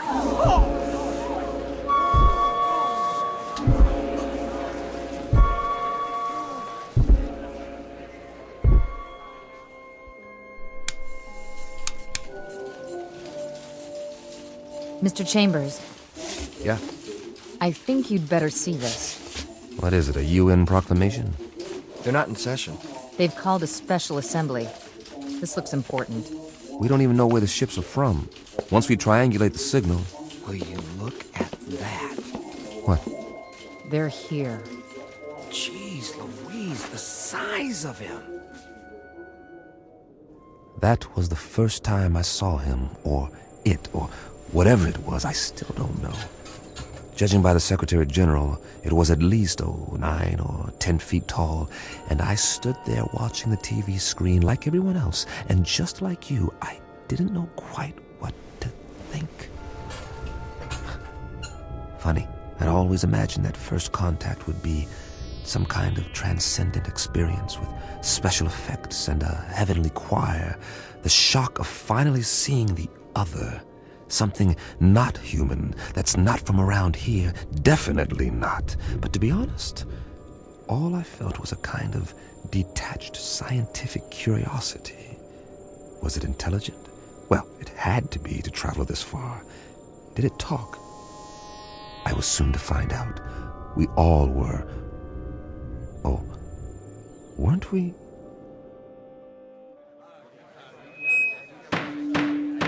Come to order, please. May I have your attention? Not all of our member nations are here yet, but our visitor has requested an opportunity to address the Assembly. So, for the moment, I would ask you all to be patient. Please, order! Order! Remain calm! The floor is yours, Mr.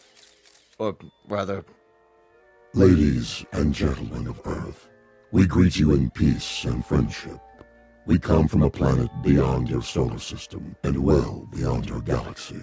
A planet far more developed than yours. Why are you here? To establish Hey, what's that book? Get a picture of it. What's the title? I can't see. He's not even moving his lips. He doesn't have lips, does he? to establish embassies here, and in the near future to set up reciprocal visits between Earth people and Canimets. Cannabis, what's that? Must be what they're called. Write that down. Canimets. How do you spell it? Speaking on behalf of the governments of the people of Earth, we bid you, Canimets, welcome. How shall I address you? I have no name, as you understand the term, but you must have many questions. Please, feel free to ask me anything. anything at all, of any nature. We have a great many questions, but to proceed in an orderly fashion, how did you discover us? How do you know our language? And as to your own planet, what is its political and social makeup? Of course, we most fervently wish to know why you have chosen us to... First of all, we must make the following admission. We do not know your language. Then how... Our own methods of communications are mental rather than verbal. Hence, the voice you hear is artificially generated. Your words, or rather, your thoughts, are received and processed by an automatic translation device. My responses are in turn electronically altered to simulate vocal sounds in a language known to you. You cannot speak, then? Not in the literal sense. Astonishing. We understand you perfectly. As to your other queries, our planet is not visible to you. It lies far beyond what you call the known universe. But it is highly advanced technologically. Its political and social makeup are complex. I cannot describe it without first educating you in the basics of our society. That may be a lengthy process. Are you willing to be interrogated here at the United Nations in a special plenary session? All of our nation's representatives could attend. I'm sure they have many questions. I would be delighted. I believe that is the proper response. We thank you for your courtesy. Until then...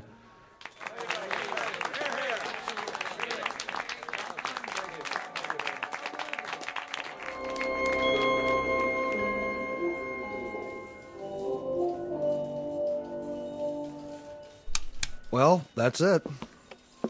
For now. I can't get over the size of him. Are you sure they're not using trick photography? No way. It's a live feed on all the networks. What do you make of that little book? It only looks little in his hands. It's probably a perfectly normal hardcover. There's nothing normal about it if you brought it all this way. Maybe it's a dictionary. The most commonly used phrases. You wouldn't need a dictionary. He said they have an automatic translation machine. A guidebook, then. Protocols, that sort of thing. There's something printed on the cover. If we could just get a view of it. It's not in any language we know, that's for sure. No, maybe not, but any group of symbols can be deciphered. Even non-human symbols? That would be a tough one, all right. If he brings it with him next time, I can capture the image and try to enhance it. Do that, would you, Randall? This may be the challenge of a lifetime. But I have got to know what it says.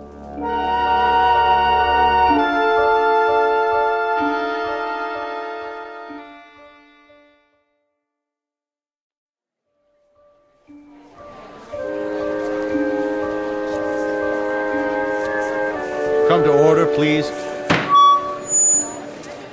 Order. This meeting is now in session. Members of the General Assembly, our visitors, the Canamites, have graciously acceded to our request that their representative appear before us to answer further questions. The meeting is now called to order. We will proceed with the first inquiry. Senor Valdez of Argentina is recognized. Please use your microphone. You may remain seated. Why, may I ask, why exactly have you chosen our planet for this visit? It has come to our attention that Earth is plagued by many catastrophes, both natural and unnatural, all of which could be easily prevented. We are here to help you. Recognizing Dr. Denis Levesque, the representative from France. Your question, please. Monsieur Canamet, my government wishes me to ask you, what is the nature of your help? What form will it take? Indeed, if we should choose not to avail ourselves of this assistance you mentioned, your response would be? We will not force anything on you. You may accept only that which you choose. For example, on the morrow. Tomorrow, that is. we will demonstrate an alternative power source, molecular in nature, which can supply a form of electricity to entire continents for the cost of a few dollars, or rubles, or pesos, or any other currency. You will find it extremely economical. Mr. Grigori. Mr. Grigori, the Russian delegate, you have the floor. We would like to ask the candidate directly, man to man, what are its true motives? Are we to assume that your purpose is totally altruistic? That you have an abiding interest in helping others? Are we further to assume that there is nothing beyond this boundless humanity of which you speak?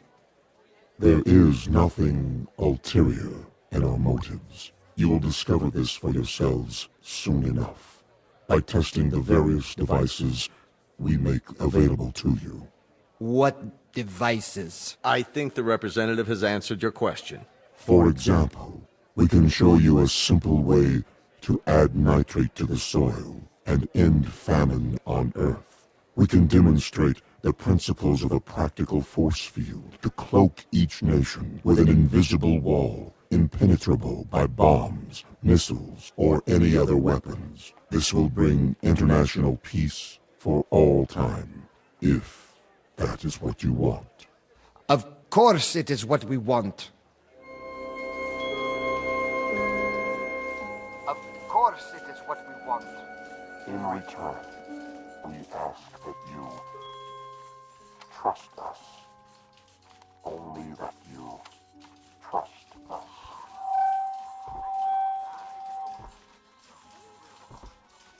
All we're saying is give peace a chance. Well, why not? Nothing else seems to work. Wait a minute. Enlarge the image. Did I just see what I thought I saw? You sure did. The Kennemet left his book on the podium. Well, I'll be. He doesn't seem to have noticed. Cross your fingers. I want that book. I have a feeling it'll tell us plenty. Everything we need to know. If we can decipher it. Get on the phone and call the floor now. Tell one of the aides to pick it up with a stack of papers. Anything. Stage a distraction if necessary, but get it! Okay. That book may turn out to be the most important one ever printed. Here or anywhere else in the known universe.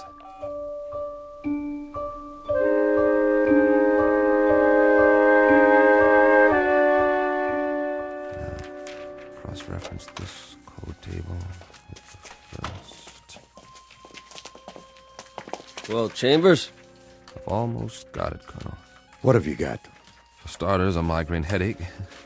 And a bad case of eye strain. We're wasting our time. He can't lick it.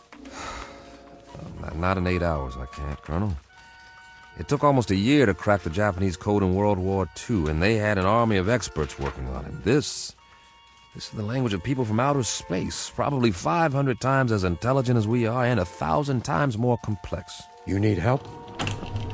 All donations gratefully accepted.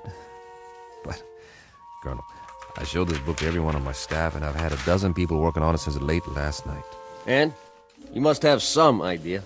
See for yourself. We've tried pretty much everything. Single transposition, double transposition, every method of cryptography there is. Nothing seems to work on these pages.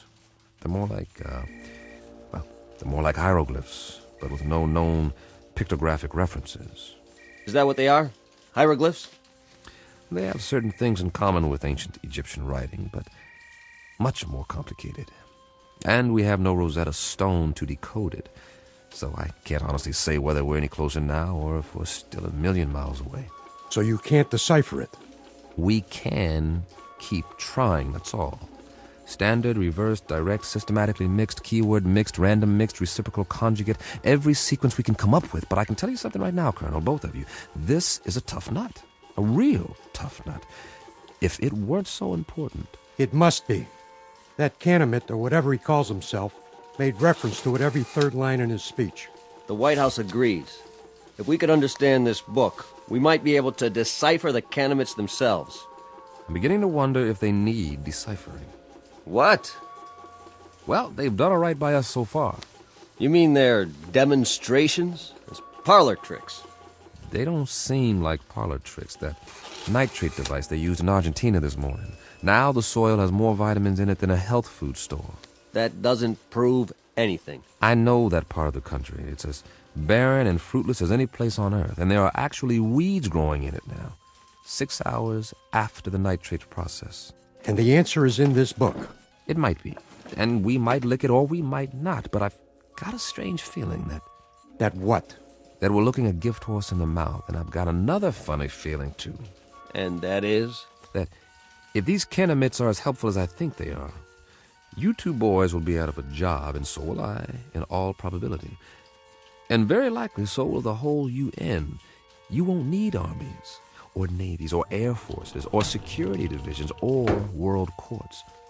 They'll all be obsolete. Am I to assume, Mr. Chambers, that this is a scientific analysis, or just some Kentucky windage? I don't know what it is, Colonel, beyond an instinctive feeling.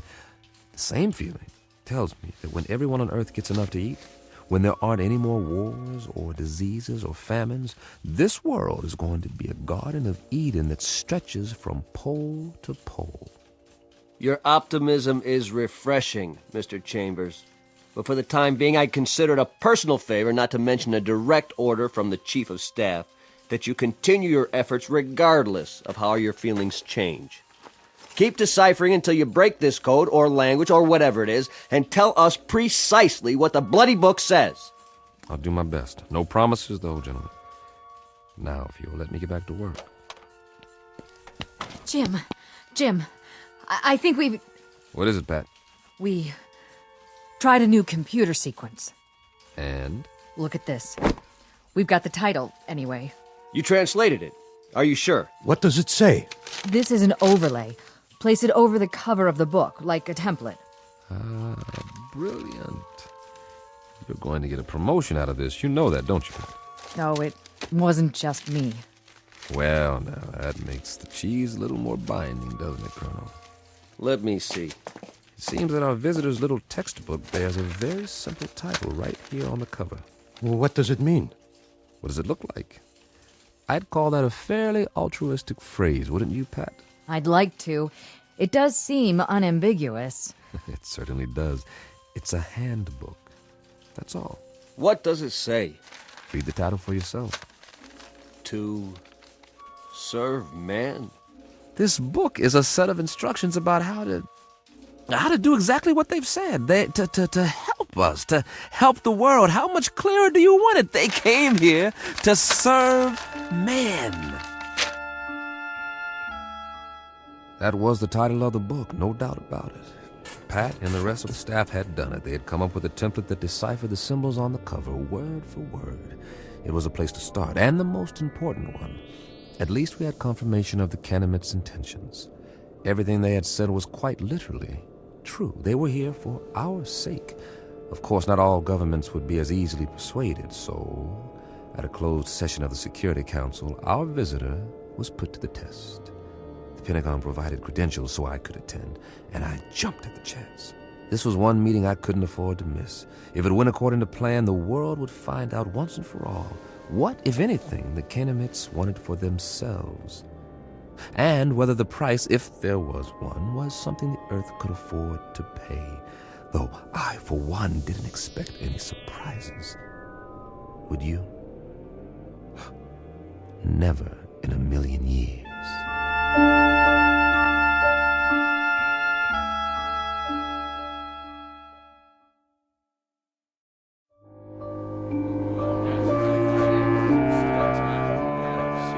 Gentlemen, let's begin.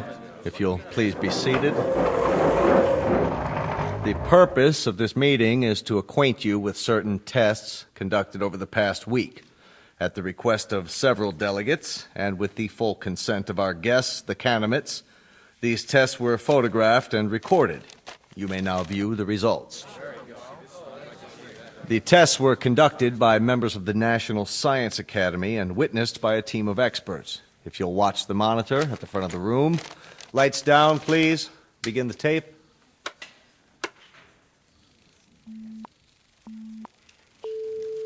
This machine is a polygraph. the standard instrument for measuring the proof or falsity of a statement. Since the physiology of the Canamitz is unknown to us, our first objective is to determine whether they react to these measurements as human beings do. We will now proceed with a dry run to establish a baseline reading. Are you ready? I am ready. I trust our small chair is not too uncomfortable? Not at all. The sensor attached to the torso registers the pulse rate. The second attachment shows electrical conductivity in the palm of the hand as perspiration increases.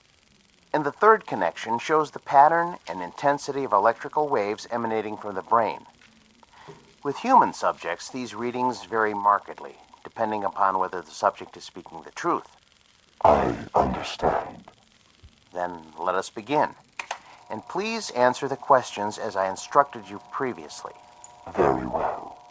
Regarding the relative size of Canamitz and human beings, tell me if you would, which is taller, a human or a Canamit? Humans.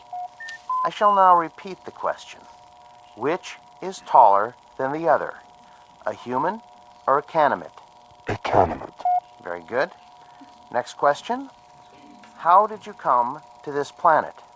We walk. Once more, how did you come to this planet? In a spaceship. Excellent. My colleagues and I are satisfied that the mechanism is effective. Now, I shall ask our distinguished guest to reply to the question put forth by several UN delegates, namely, what is the motive for the Canamitz in offering so many gifts to the people of Earth?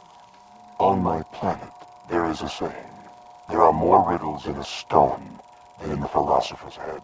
The motives of intelligent beings, though they may at times appear obscure, are simple compared to the complex workings of the natural universe. Therefore, I hope that the people of Earth will understand and believe when I tell you that our mission upon this planet is simply this, to bring to you the peace and plenty which we ourselves enjoy, and which we have brought to other races throughout the galaxies. When your world has no more hunger, no more war, no more needless suffering, that will be our reward.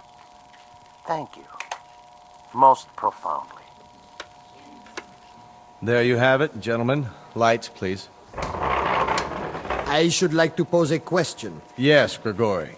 Who is responsible for that circus? I assure you, Grigori, the tests were quite genuine. A circus, a second-rate farce. If they were genuine, Mr. Secretary, why has debate been stifled? There'll be time for discussion tomorrow, the next day, and throughout the week. No one is stifling debate. I would remind the delegate from Russia that everything the Canamit has promised is not only worked, but worked beyond our expectations. The force field that was tested yesterday morning, nothing could get through. And suddenly we find ourselves in a brave new age, when none of us need fear a hydrogen bomb or a missile. We are on the threshold of peace, Monsieur Gregory. Peace as we have never known it. Niet. I say niet.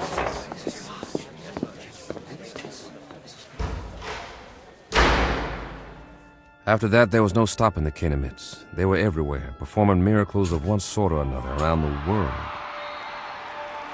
Famine became a thing of the past as the fertility of arable land increased 100%. The force field proved impervious to any known weapons. Then came a cure for cancer, heart disease, what have you, and all from a simple injection. It's hard to say whether the Canamitz enjoyed their role as saviors. Their eyes were so wide apart and set so deep in those big, bland faces that you couldn't read much of an expression. With only a tiny circular hole for a mouth, one that never moved, it was impossible to know what they were thinking because they never spoke. They weren't stern faces, only controlled, placid, almost like kindly masks. And they all looked exactly alike. They sounded the same, two calm, mechanical voices that came out of the translation devices under their robes. And then, one day, we were all out of a job, just as I had predicted. The computers and fail-safe machines in the Pentagon sat idle, covered in plastic sheeting, because no one was needed to run them anymore. As for code breakers, I might as well have stayed home. But something kept me there, as if I was waiting for the other shoe to drop.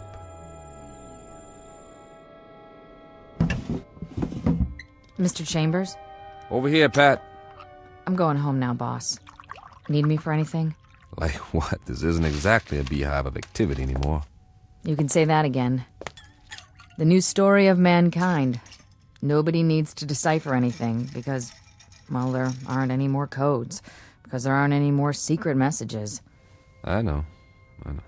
Drink? Well... One for the road, on the house. All right. Odd. What is?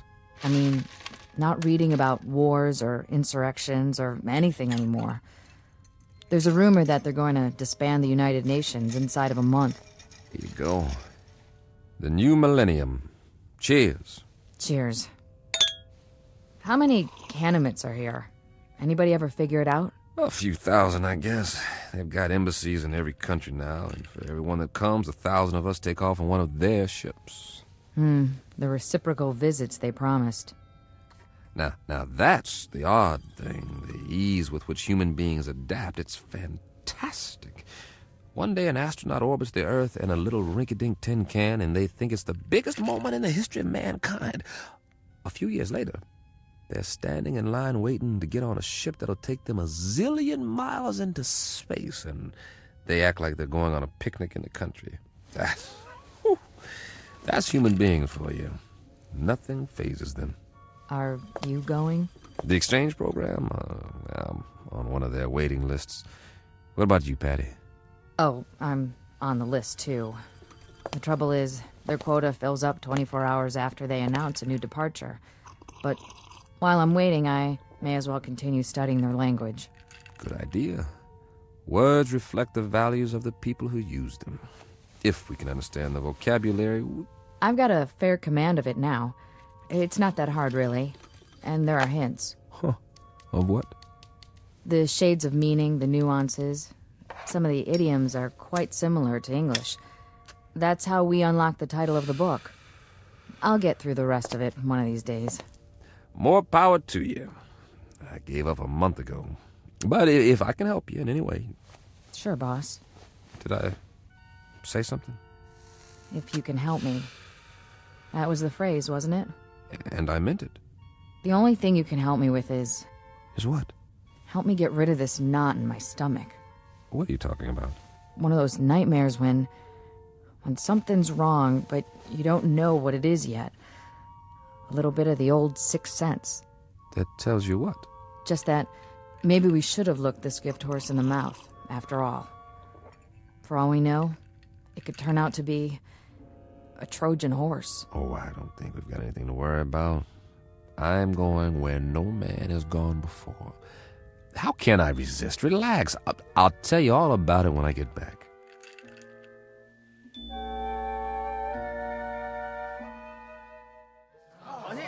Please, get in line. One piece of luggage per person. This way to the loading platform. I'm so excited. I can hardly wait. What do you think it's going to be like? They say they got an average temperature of 76 degrees on their planet, and the sun never goes down. Wouldn't that be something? And their clothing, it's metallic cloth, just beautiful. Kind of like spun gold. My sister has a brochure.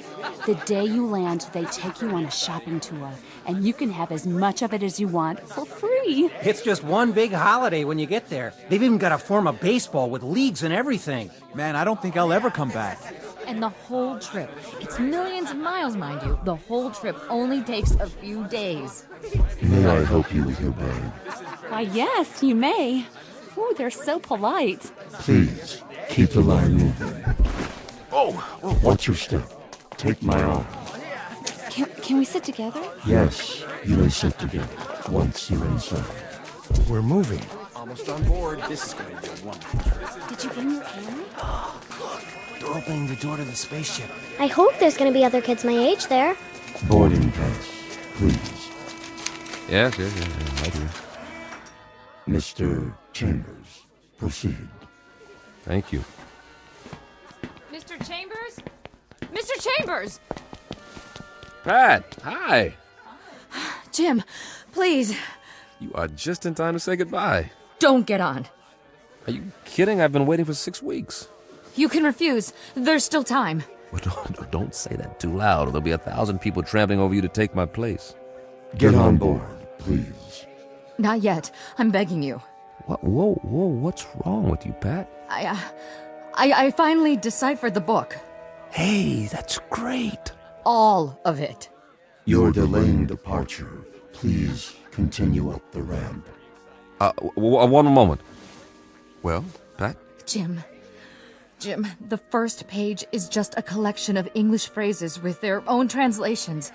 But the rest of the book, the rest of it. Will you move, mister? We're waiting to get on board. Step through the door, sir. Write me about it. I'll have plenty of time to read letters up there. Not as much time as you think. Jim. Now, Mr. Chambers, we must close the hatch. The rest of the book. It's not what you think. The title, To Serve Man. It's a cookbook. No, wait, what? Wait, no! A cookbook. A cookbook.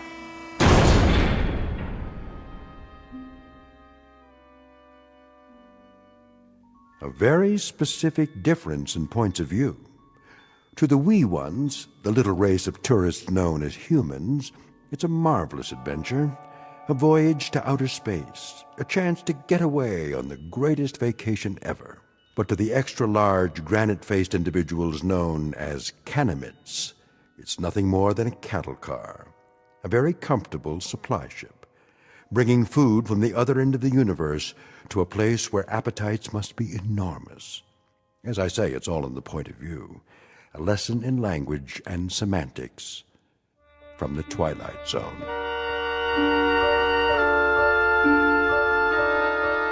More from the Twilight Zone after this. Hello, I'm Stacy Keach. I hope you're enjoying this edition of the Twilight Zone radio dramas. To learn more about this series, be sure to log on to our official website at twilightzoneradio.com. You'll find special discounts on our Twilight Zone audio collections, listings of our radio stations, links to other websites, and a photo gallery of our recording studio and some of our stars in action. Plus ways to contact us with questions or comments about the show. And for a limited time, when you log on to twilightzoneradio.com, you can send in for a free CD of the show. So be sure to visit us at twilightzoneradio.com.